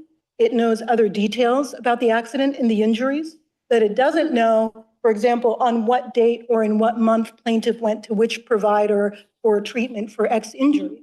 And I think the court should also consider my interest here in terms of privacy and the prejudice to me as the court considered the same thing in Hardaway. We are talking about detailed information. Yes, it is contained in the complaint, but what public interest is there in having those details? And the court should also take into consideration that we are talking today, unlike in the Hubbard 1980 time, we are talking about electronic access to records by anyone, anywhere in the world, including through parties who sell court records. So why should anyone, anywhere in the world have access to these details when it's not necessary to understand the nature of the allegations and the claims? You know, the court in the Supreme Court, for example, in the Nixon case stated that the court's dockets are not reservoirs, whether it be for libelous content or to satisfy any morbid interest, and it's not tabloid material. So there is no reason still that the public has, for the purpose of the public access doctrine, to monitor the judiciary, to know the details of plaintiffs' injuries or any diagnoses that were made. And again, I have not concealed from the public the information that is needed to understand that first negligence count. That has not been concealed. And I'd like to, oh, I'm sorry. There's a sentence in the minute order, I guess it's the fourth line. It says, on the court's review, those documents contain no medical records or details that the plaintiff herself does not already mention in the redacted amended complaint. Do you believe that that statement is factually correct? No, I believe it's factually incorrect. And I've discussed that in the brief and in the reply brief, but it's discussed in the brief. That is factually incorrect. If it is factually, let's assume for the sake of argument that it is factually incorrect, then your position in that demonstrates an abuse of discretion. Yes, it does. And then regardless of whether Hubbard is cited or analyzed or all of the factors of Hubbard were considered properly, I assume it's your argument that to the extent the district court relied on an inaccurate assessment of the facts, it's an abuse of discretion, even if the district court kind of understood Hubbard completely. Yes, Judge Wilkins, I would agree with that. And I would add to it record facts that the order where it says medical records, 3 sentences up or 2 sentences up, the district court sealed one document because it contained medical provider names. That document is not a medical record. And yet it denies as to the rest of the documents because they are not medical records. So that is an internally inconsistent aspect of that. It is inconsistent, by the way, with the district court's June and July 2022 orders sealing the very information that is an issue here. And that seal remains, except with a big hole in it that GW blew into this. And it is also inconsistent with the district court's December 1st order granting my motion to redact from its first version of its memorandum that is electronically available the same references to the conditions or the diagnoses that are discussed. So I would agree with Your Honor and add those record facts. My time is up, and I'd like to add, if I may, one more thing that's important here. There is Hubbard, there is the abuse of discretion, but there's also the issue that the documents, all of them, that were generated in the DOES were filed without authorization. These are documents that, pursuant to that agency's policy and procedure, were not public. In the district court, with my motion to seal, I filed, I believe it was 10 exhibits, and a number of those addressed the fact that they were not public documents. I also filed a copy of the DC Court of Appeals docket sheet that, by the way, had nothing whatsoever to do with merits of any claim or any case. No adjudication of merits has ever occurred here. But I filed that docket sheet showing that the case was sealed and that these documents were sealed. So I would just add, if I know I'm out of time, but under in-re sealed cases involving the FEC, university here is the FEC. It is filed without authorization, and this court should, as an FEC, reverse on that basis. It should overturn that filing.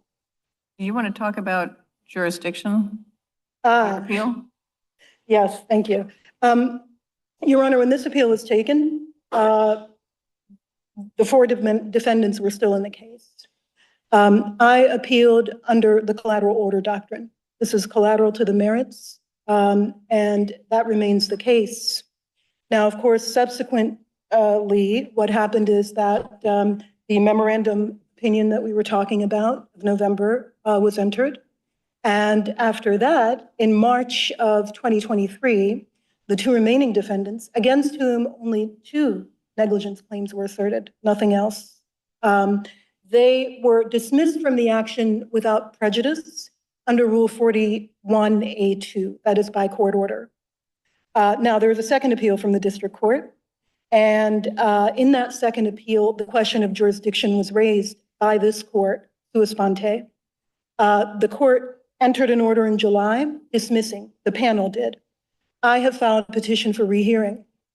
But my position in this appeal, and this is discussed in the reply brief, is that when this appeal was taken, it was appealable under the collateral order. How do you fit within the Supreme Court's decision in Mohawk that requires us to find, first of all, to identify what the category of information is that's subject to collateral review, and to be very, very demanding and exacting in doing so. And so what is the category of information that you say is subject to collateral review here? Well, the category of information is the medical information. But it can't be medical information, can't be the category. I see you wear glasses. That's a medical condition, but that's not something that could be sealed. It's publicly known and available. And your complaint has some details about your medical injuries that you aren't claiming should be sealed. And then there were others that you claim that you wish to, other aspects that you wish to have sealed. So we couldn't define the category as medical information. So I'm trying to understand, to apply the Mohawk analysis, we have to first understand what is the category that you're saying is subject to collateral review. What category of information has to be reviewed collaterally? Well, I want to, it's possible that I'm not understanding your question on Mohawk and the category, but then I would give you a subset of medical, and I'll give you a second. The subset, and that's what we're dealing with here, is information that comes or that has its source as a medical. It is one thing to observe that I wear glasses. It is one thing for the complaint, for example, to refer to a visibly bruised left arm.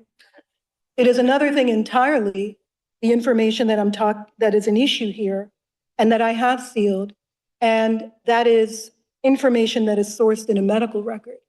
And so I would define that as one of the categories. The other, of course, is that there are Everything documents. that's in a medical record is your category. That's one of the two There's categories. nothing in the public record of this case, stuff that you have not asked to be sealed, that is also contained in a medical record? That's right. What I have asked to seal, again, if you look at my brief at pages Oh, 4, it's going to be a medical record that you were injured on such and such a date. I'm sorry? The medical record will include that you were injured on such and such a date in such and such a place and such an incident, and that is not something you're seeking to have sealed. That's in your redacted complaint. Yeah, let me actually restate my subcategory because I think It's I hard, understand. these categories are hard. No, I understand. I want to, I get your point, and you are correct. That information would appear in a medical record. I'm not concerned about, that's not the information. I'm talking about diagnoses. I'm talking about provider names. I'm talking about, the progression of an injury that is discussed in the complaint. That is not information that is revealed in the public version. Okay, And that because if we to write an opinion, the first thing we have to do is say we have jurisdiction. And we would have to articulate in an opinion what category of medical information it is that, if we were to agree with you, that is subject to collateral order review. And I think you're agreeing at this point that it's not all medical information. It's not even all medical record information. And so how would you, if we handed the pen to you to write the opinion, say, here's a subset of medical information that it has a privacy value of great importance to the public, that Mohawk says an order of an interest of the highest order, that should be subject to collateral review? Well, I would say that it is information, again, that would be in a medical record, that is a diagnosis, that discusses treatment, that discusses provider names, that discusses dates, that discusses, one injury in particular, and I think, I'm not going to mention it, but that was a protracted matter. And so those types of information I would define as the category.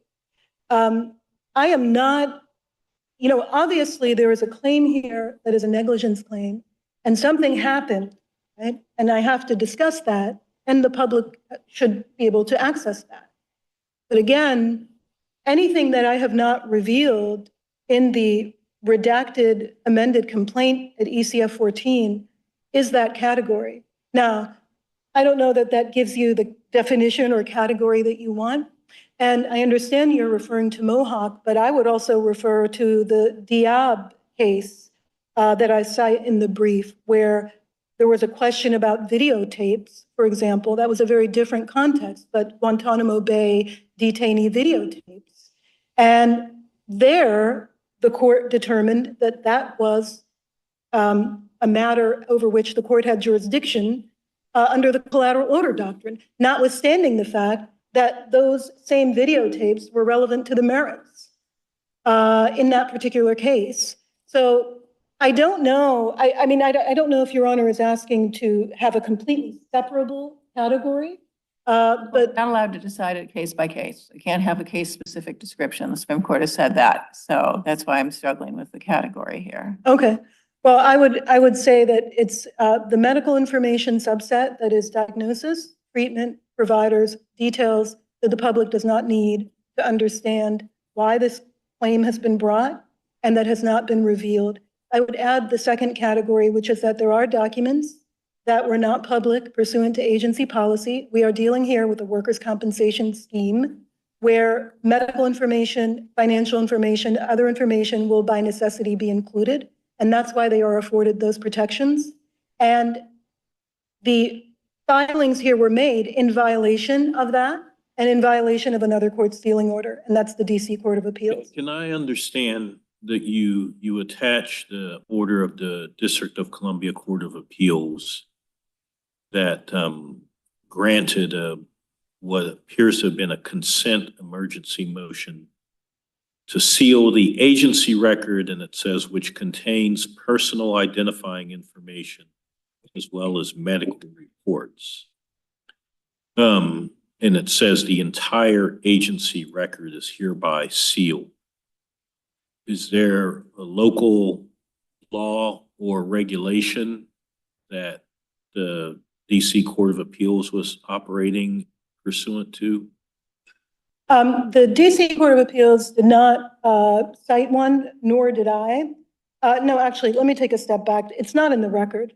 I did file a motion, and I should say the consent was with the DC government, with the Office of Attorney General, who was representing by the agent, not with the George Washington University. GW didn't oppose, and he was a full-fledged participant as an intervener.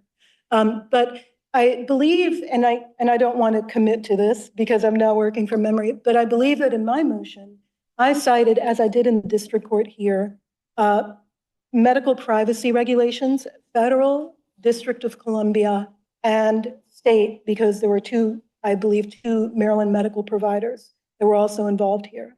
And so those, I believe, were cited, and I'd have to go back and look at my motion to confirm that. But I think the Court of Appeals took that into consideration. I have to assume so. And I should add, if I may, that the entire case is sealed. And I filed the DC Court of Appeals case, that is. I filed in the district court with the motion to seal an exhibit that is one of the docket pages from that case. And it says in red that it's sealed. There was no dispute as to that. The university chose not to address it. Let me ask you a different question on jurisdiction. Why is this something that can't be remedied after final judgment? Because there's an injury right now. The documents that were filed without authorization remain on the public docket. Information that is sealed remains on the public docket. There's one word in particular, and this is discussed, I believe, at page 4 or 5 of my opening brief, that refers to a diagnosis. It appears 25 or something like that times in the university's documents that it filed. Meanwhile, in June and July of 2022, I followed the procedures and I requested that that information be sealed. The court granted those motions. So what the university did was, without leave, to diminish the rights that I obtained in June and July, and to diminish further the rights that I relied on owing to DC DOES policy and procedure, and also the DC Court of Appeals sealing. So there is an injury. It started in September of 2022, and it persists today. And I would also ask that if the court does remand to the district court, I would ask that the court direct the district court to place these documents under seal pending final resolution of the issue or the case. Is it your view that we have to seal something just because a local agency or a state court sealed it? Judge Wilkins, they sealed the entire case, not the smaller categories of information you're talking about.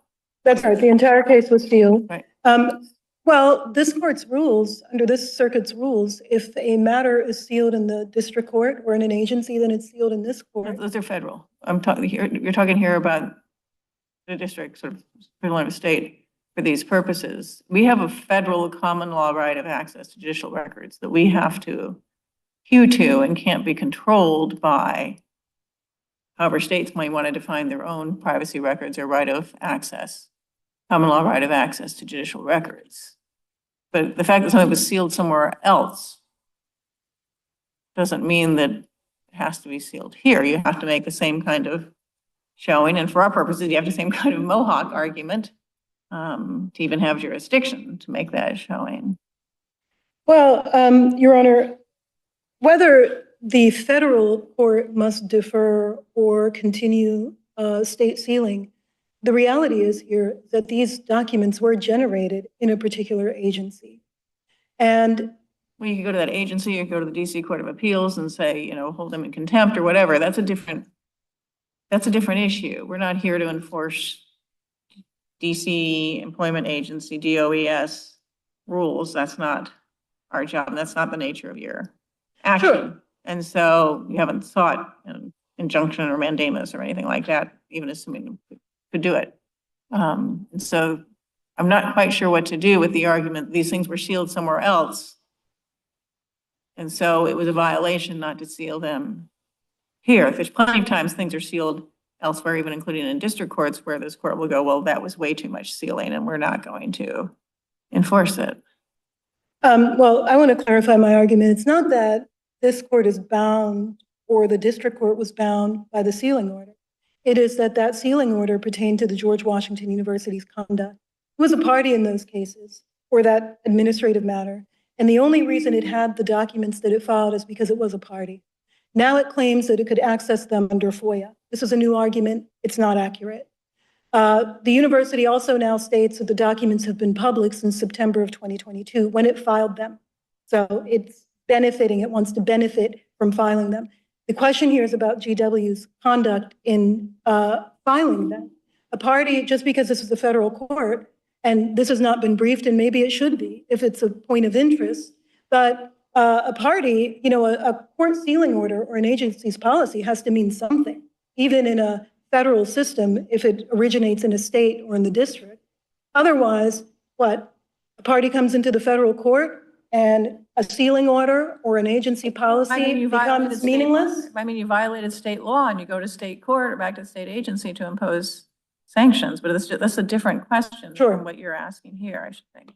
Well, I don't think it's irrelevant under this court's law. I mean, again, I'll go back to the in-ray sealed cases and the FEC.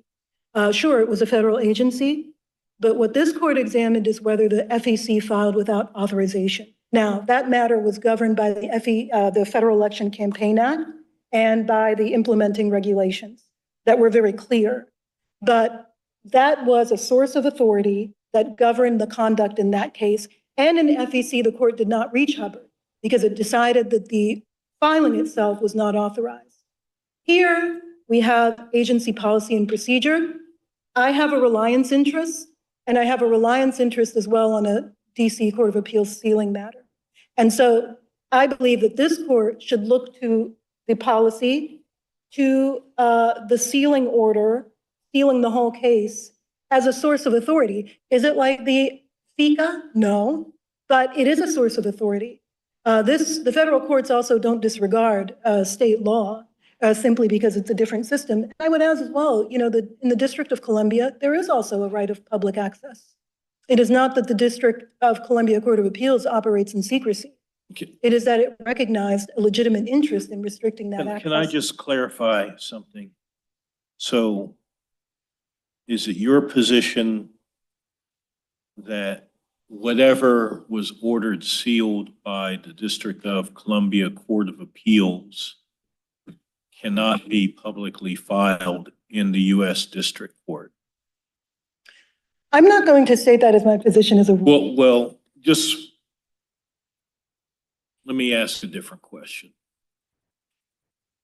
Is there anything that was ordered sealed by the District of Columbia Court of Appeals that you have publicly filed in the U.S. District Court or in our court?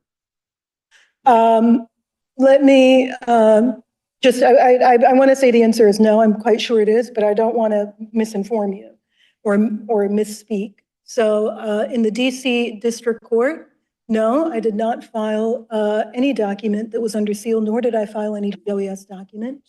And in this court, the only document that I have filed, well, actually, this is not true. I filed the docket sheet of the DC Court of Appeals case. So that's what I filed in support of my motion to seal, pages of that, which you cannot access via the Court of Appeals, but it is known that there was a case. And in this court, of course, I filed with the reply brief a copy of the Court of Appeals order sealing the agency record, which is distinct from the whole case being sealed. And I did that because the George Washington University in its brief claims that there was no such order or suggests that there was no such order. I guess the reason I ask, what I'm getting at is the questions that were about Mohawk and categories. Perhaps I'm confused.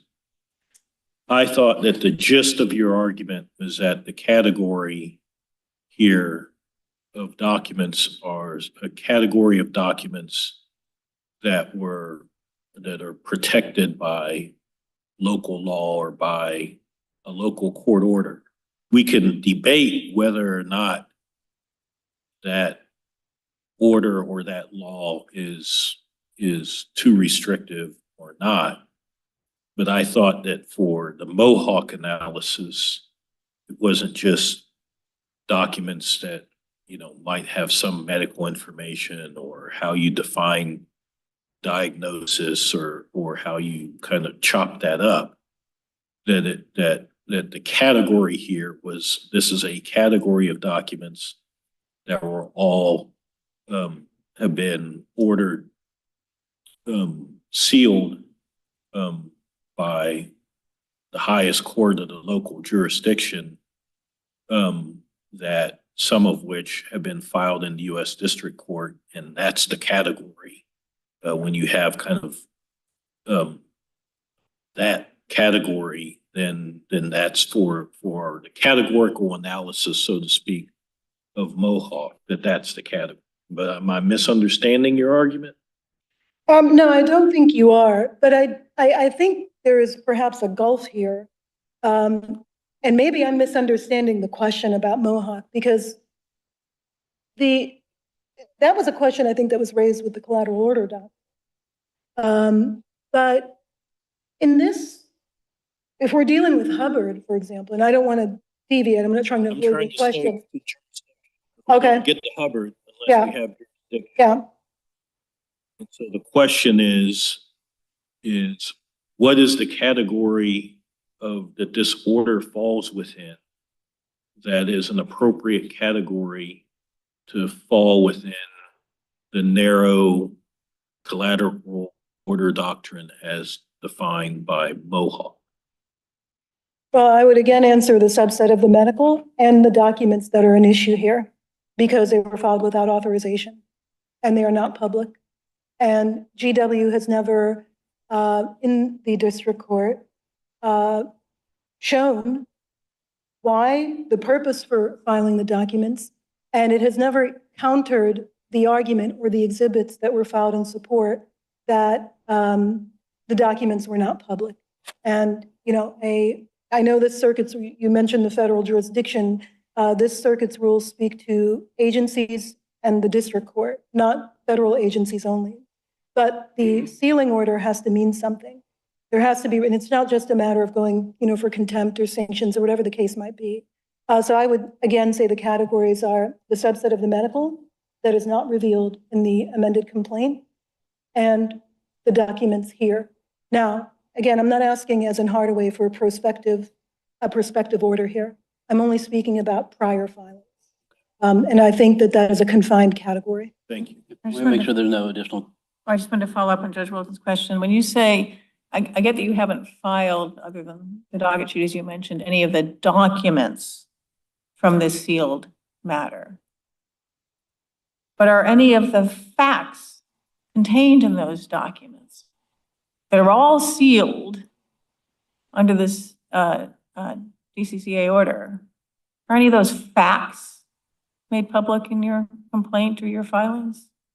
I do discuss facts, for example, that the university, in connection with an abusive process, and another claim that the university and PMA management through their counsel were engaged in ex-parte communications with the I'm also ALJ. assuming here, and maybe I'm wrong, I don't know how the process works, but I'm just assuming that before the workers' compensation, as part of the workers' compensation proceeding, you describe at least at some level your injuries and when they happened and where they happened. Right? That's right. I did. Okay, Yes, I so did. there's a lot of material that was sealed by DOES that is being discussed on the public record here. Well, the information is not, it's not that it was sealed by the DOS, it's just not made public by the DOS, and it's not It's not sealed, it's just they don't share it publicly. exactly, it's the DC Court That's a of very Appeals different that thing. sealed it. I'm sorry? Right, so that's a different thing. So then, but the Sure. DCCA just categorically sealed the entire proceeding, even though lots of those facts appear in your own filings. But it also sealed the agency record. And I that, understand, but that agency, right, I understand. Sealing, and you're not saying that everything No, I'm not. sealed there should be sealed or should even fall within a category for purposes of Mohawk. Well, yes, but, you know, anytime there's a question of whether a document should be sealed or public access should be restricted, it is somehow relevant to the case on the merits or in substance in some way. And in this case, it's no different than, say, in Hardaway, where the disability was relevant to her claim for housing benefits from the DC government. It is not different from the case in MetLife, where there was a question about a designation of systemically important financial institution, and those were the documents that were in issue. So those were all related to the merits, and they were discussed in the parties' filings that were not redacted or sealed. So my perspective, and I believe the law supports this, is just because a matter is an issue or mentioned in a filing, whether it be a complaint or in another document, it doesn't mean that there is no public access inquiry. Because if that were the case, then there would be a lot fewer public access cases. You know, I didn't file, for example, my shopping list and say, well, you know, it's irrelevant and I filed it and I want it sealed. It's relevant, of course, but that's true in all of these cases. And this case should be treated no differently. Let me make sure my colleagues don't have, Oh, we will give you time, a little time for rebuttal. I want to make sure my colleagues don't have additional questions. Okay. We'll give you a little time for rebuttal. thank you. Thank you.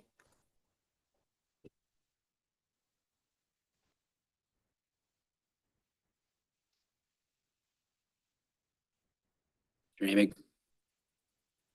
Good afternoon, Your Honor. Jared Emig on behalf of the appellee, George Washington University. Your Honors, George Washington respectfully requests that Judge McFadden's minute order be affirmed. There is no abuse of discretion. And George Washington again renews its motion to dismiss. Respectfully, this court does not have jurisdiction to hear this appeal. This court has already addressed the issue or not of whether there's a judgment in this case in the subsequent appeal. And this court held under the Blue case because there was still this pending claim against a defendant that did not receive a dispositive motion relief. Means it's not a final judgment. So now we're left with, how does the appellant establish jurisdiction in this court? There's no statutory basis she can rely on. So can you help us with the Mohawk analysis? It does seem to me that there's certain categories of personal medical information that are traditionally kept very private and confidential and protected. Is it your position that Mohawk doesn't protect any medical information ever? It's my position that Mohawk says there must be a conclusive order, which the minute order is a conclusive order. It must resolve an important question separate from the merits, which I think whether or not these records are medical records somehow are it's so intertwined with the merits of this case that we don't have a separate conclusive order. I'm talking about just medical information, the subset of medical information. Can you just answer me, what is your position? Is it that under Mohawk, there's no definable category of medical information? I wouldn't go that far. Okay, then what definable category of medical information could be subject to review under Mohawk? I think if there is some mass dissemination of medical records in an institution, that applying a specific case, whether documents or. What? I don't understand. I don't understand what it has to be mass or not. I'm trying to understand what medical information you think would be the type of category that would be subject. I don't care whether it's mass dissemination or a single dissemination. I think some type of medical information that would cause irreparable harm to the patient, that there's a privacy interest that might be I don't know how you should violated. So someone was a victim of a sexual assault, or rape. Is that that type of, and then obviously had hospital treatment, and they diagnosed that this was as a result of, forcible trauma? That would probably be information that would need to be protected and need to be addressed Because, at a level, because it's so private and there's privacy and. I don't know how so private is a category. I'm really struggling with what the category should be here. So you're not willing to, your position is not that medical information just doesn't qualify under Mohawk, that there's some category.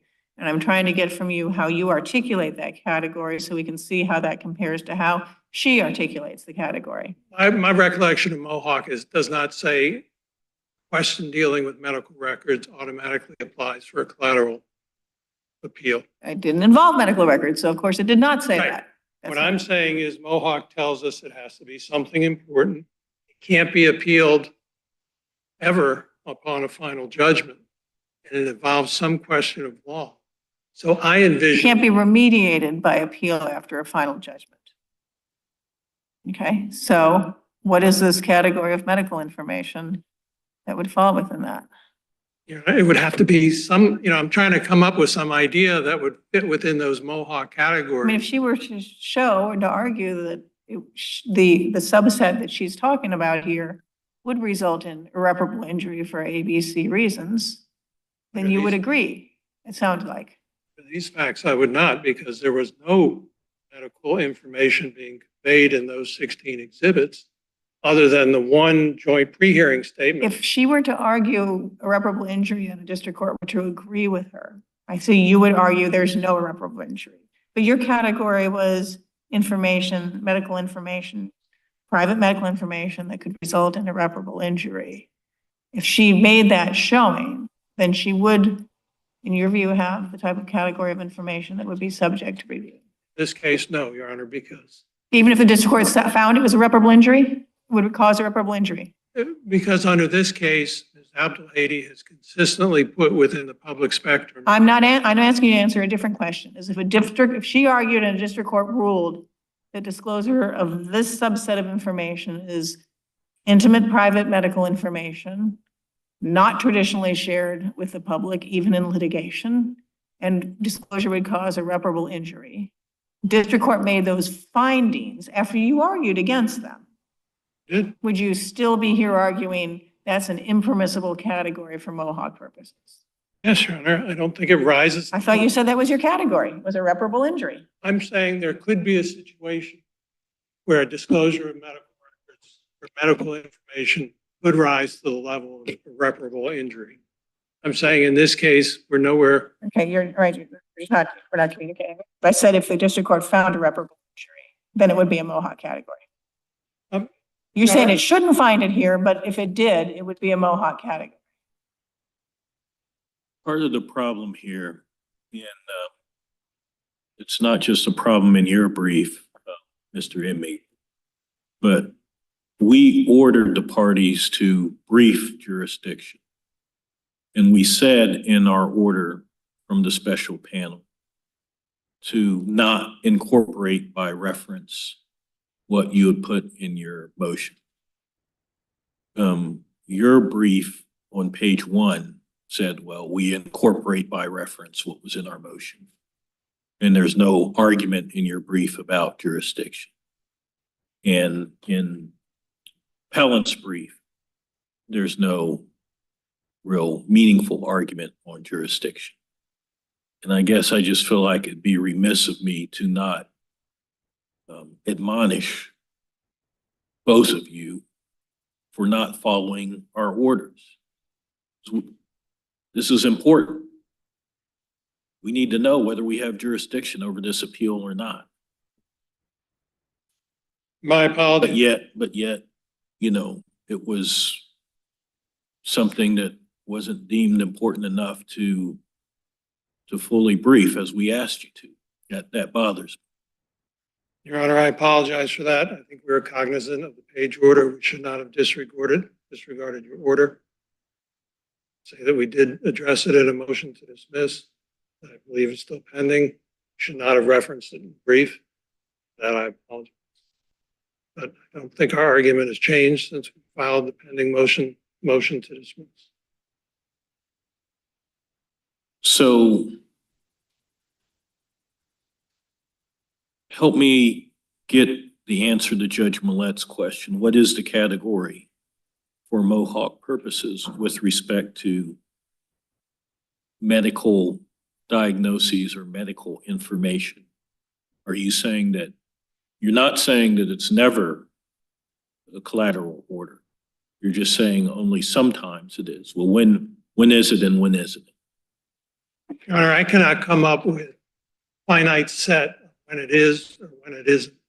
What we have here is a typical motion to seal that addresses things that are not medical records, that are documents that were put into place, called into issue by an affidavit that Ms. Abdelhady filed in response to our motions to dismiss, a motion for summary judgment. She opposed those by way of an affidavit, contradicted prior affidavit that contradicted her complaint. In her complaint, in her prior affidavit, she says, I was injured. This was a workers' compensation claim. I filed for workers' compensation benefits. I received benefits. We litigated it, went up through a formal hearing level. The formal hearing was dismissed. That was all in the public record at the stage that we filed our dispositive motion. Ms. Abdelhady filed this second affidavit in support of her opposition to my motions for summary judgment. In that affidavit, she reversed course and said, I wasn't working, this case wasn't subject to workers' compensation. George Washington filed a reply saying that this was tantamount to a sham affidavit because it contradicted her prior affidavit. Judge McFadden agreed with us, and he went through explicit detail in his memorandum order stating that that Ms. Abdelhady's affidavit was a sham affidavit. In order to prove that her affidavit was a sham affidavit, we needed to put into evidence the workers' compensation documents. That's fine. I guess none of that answers the question, though. I mean, you can put classified information into evidence. Whether you needed to put it into evidence has nothing to do with whether that has to be on the public record. And I guess what I'm trying to understand is what is the category of medical type of information that the question of whether or not it can be put on the public record is sufficiently important and collateral enough that that's appealable. How do we know it when we see it? I understand you don't think that this case is one of those cases, but we need to know how to identify it. I think if it has identifying insurance information, if it were to have diagnoses, physical examination results, medications, that type of information, that would rise to the level of something that the court should consider sealing. And then apply the Hubbard factor. We don't have any of that in this case. Diagnoses. You agree? Diagnoses, except to the extent, and this is the critical point, and I think this is why Judge McFadden's minute order complied with Hubbard, except to the extent that it had already been disclosed. That's not the jurisdictional question. No, Your Honor, and I'm blending. You're trying to go over there. I'm We're blending trying to it. keep you on. We don't even talk about that. We've got jurisdiction. I mean, you represent a hospital that must have enormous amounts of medical information at its hand. And I would think that your client would have a view on whether someone can compel it to just throw all that stuff into a public record, or whether there are things that it says, no, these things should not be subject to public filing. And if you order me to, I'm going to challenge that on appeal. Your Honor, I guess where I'm having trouble with, and I understand that Ms. Abdelhady has created this subset under Mohawk of what would be a permissible interlocutory order. And she says medical records. Okay, I'm locked. Back off that. And she started talking about a subset of ones, and I think she included diagnoses, which you just said, you agree that diagnoses as well. that's set forth in a medical record. That might start talking about a sufficient The question. doctor's oral announcement of a diagnosis wouldn't be protected, only the medical record documenting it. But this is where it blends in, and it has to blend in respectfully to the merits of the argument. It can't. Can't. I don't know how else. Well, we have to decide whether we have jurisdiction before we get to the merits. So we can't blend jurisdiction and the merits. We have to define what's appealable and what's not without peeking ahead to the merits. But she is not requesting in this case that a medical record be sealed and that this court has jurisdiction to address the issue of whether or not a medical record has been sealed. She submitted 16 exhibits. None of them are medical records. They're just not. The only one that had reference to physicians was the one that Judge McFadden actually sealed. So what are we left with? We're left with, is there jurisdiction for this court to grant an interlocutory appeal on a personal injury case when there's evidence on the record of a workers' compensation case? And We can't, Mohawk says this is not a case-by-case determination. So whatever happened in this case doesn't matter. And now I'm trying to get back to the point that she said diagnoses, you said diagnoses. Some of the sealed information here is of a diagnosis. But that information is now, or some of the information that she wishes to have sealed is of a diagnosis. If you agree on that circle, then the district court may have erred on, you would have to be telling me they erred because you think diagnoses is a category. I look at, and I think I'm blending what may be sealable, what may generate an appeal under Mohawk. It may be sealable in district court if it's medical record making reference to a diagnosis as opposed to another document that references the diagnosis. They're two different things. When I look at Mohawk and it says the order must be inclusive, it must resolve important questions separate from the merits, and most importantly, it must be effectively unreviewable on appeal. And I use Mohawk from that perspective.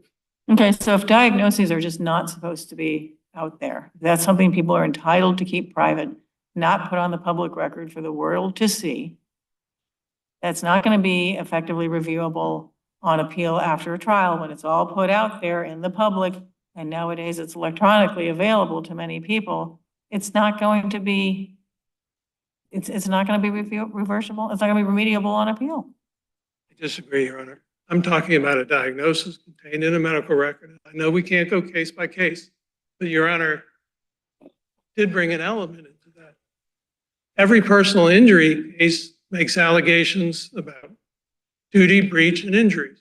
It's in there, and that's what Ms. Abdelhady did in this case. Her diagnosis is all over the records. She filed the original complaint. It was unsealed for almost a month. That unsealed complaint, in addition to all the torturous activity that she's alleging my client did, she specifically alleges all of her injuries, I'm out of time, all of her injuries, medical providers that care. It's all in there. And then when she sealed her complaint and her amended complaint, she continued to talk about her injuries, her bruises, her hematoma, where she was treated. So the fact that there's diagnosis in something other than a medical record, not a violation of, I don't see a violation of Hubbard, Hardaway. It's distinguishable from Way. And I don't see it as giving grounds for a basis under Mohawk to file an interlocutory appeal. Make sure my colleagues don't have additional questions for you. Thank you, Mr. Remick. Ms. Abdelhady, we'll give you 2 minutes for rebuttal.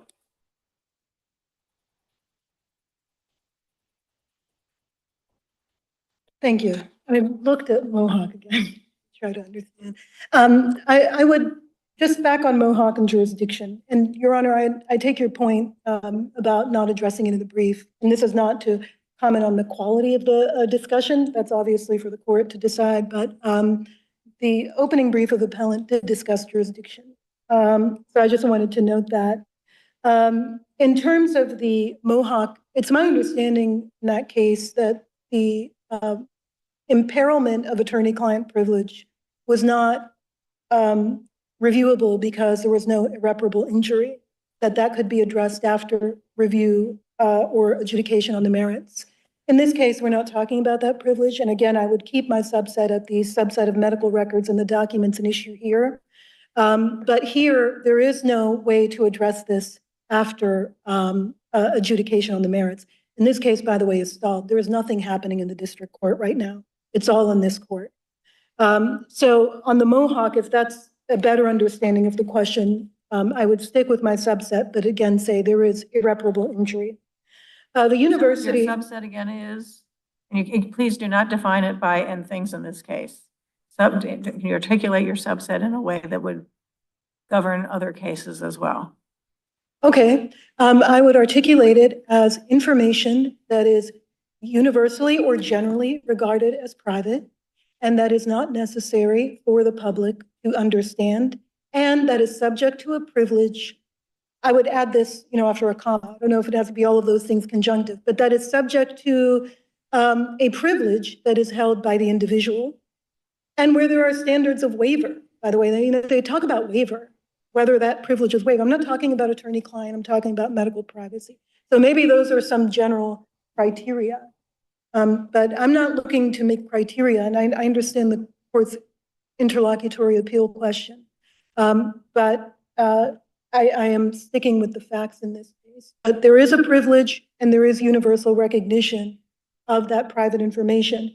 The university just, I believe, conceded diagnoses.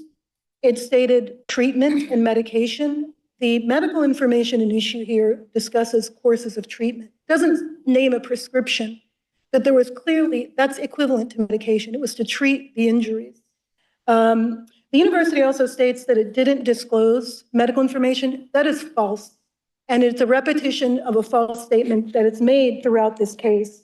Again, at my brief on page 5, I discussed that the university's filings, including the 16 documents that it screenshotted in some of its replies, mention one particular diagnosis 25 times, although that was under seal in the district court.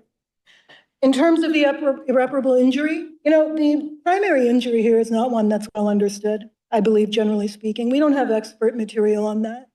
But again, the public doesn't need to know those details. And in the Hardaway case, the court considered the interest specific that the party there had. I am an attorney, and I think that with one injury in particular, the public doesn't know what happened subsequently, what the course of it is. But I clearly have an interest in not disclosing that and making it available to anyone, any in the world to read and to make assumptions about. No one in the public is going to be making diagnoses or using that for any other purpose. And they know what happened in this case from the public complaint. So I have an interest. George Washington knows that very well. And for whatever reason, not a good reason that it's articulated, continues to publicize this information by putting it on the public docket. Okay. I apologize. If you have one very brief point, you can make it, but One very brief, and I thank you for that, because the university has again stated that the plaintiff filed a sham affidavit. And I want to point the court to my reply brief at page 12. That is not an accurate narrative. It doesn't cite what that was, because that's also that's not something that is that's an injurious statement to make that someone has filed a sham affidavit and that someone's also a lawyer. And I discussed that in detail in my Rule 54B motion. That's not part of this record. It's at 68-1. But since the university here repeats these claims, which are not accurate, I wanted to respond to that. And I thank the court for the additional time. Thank you. Thank you, Ms. Abdelhady. Thank you, Mr. Emig. Take this case under submission.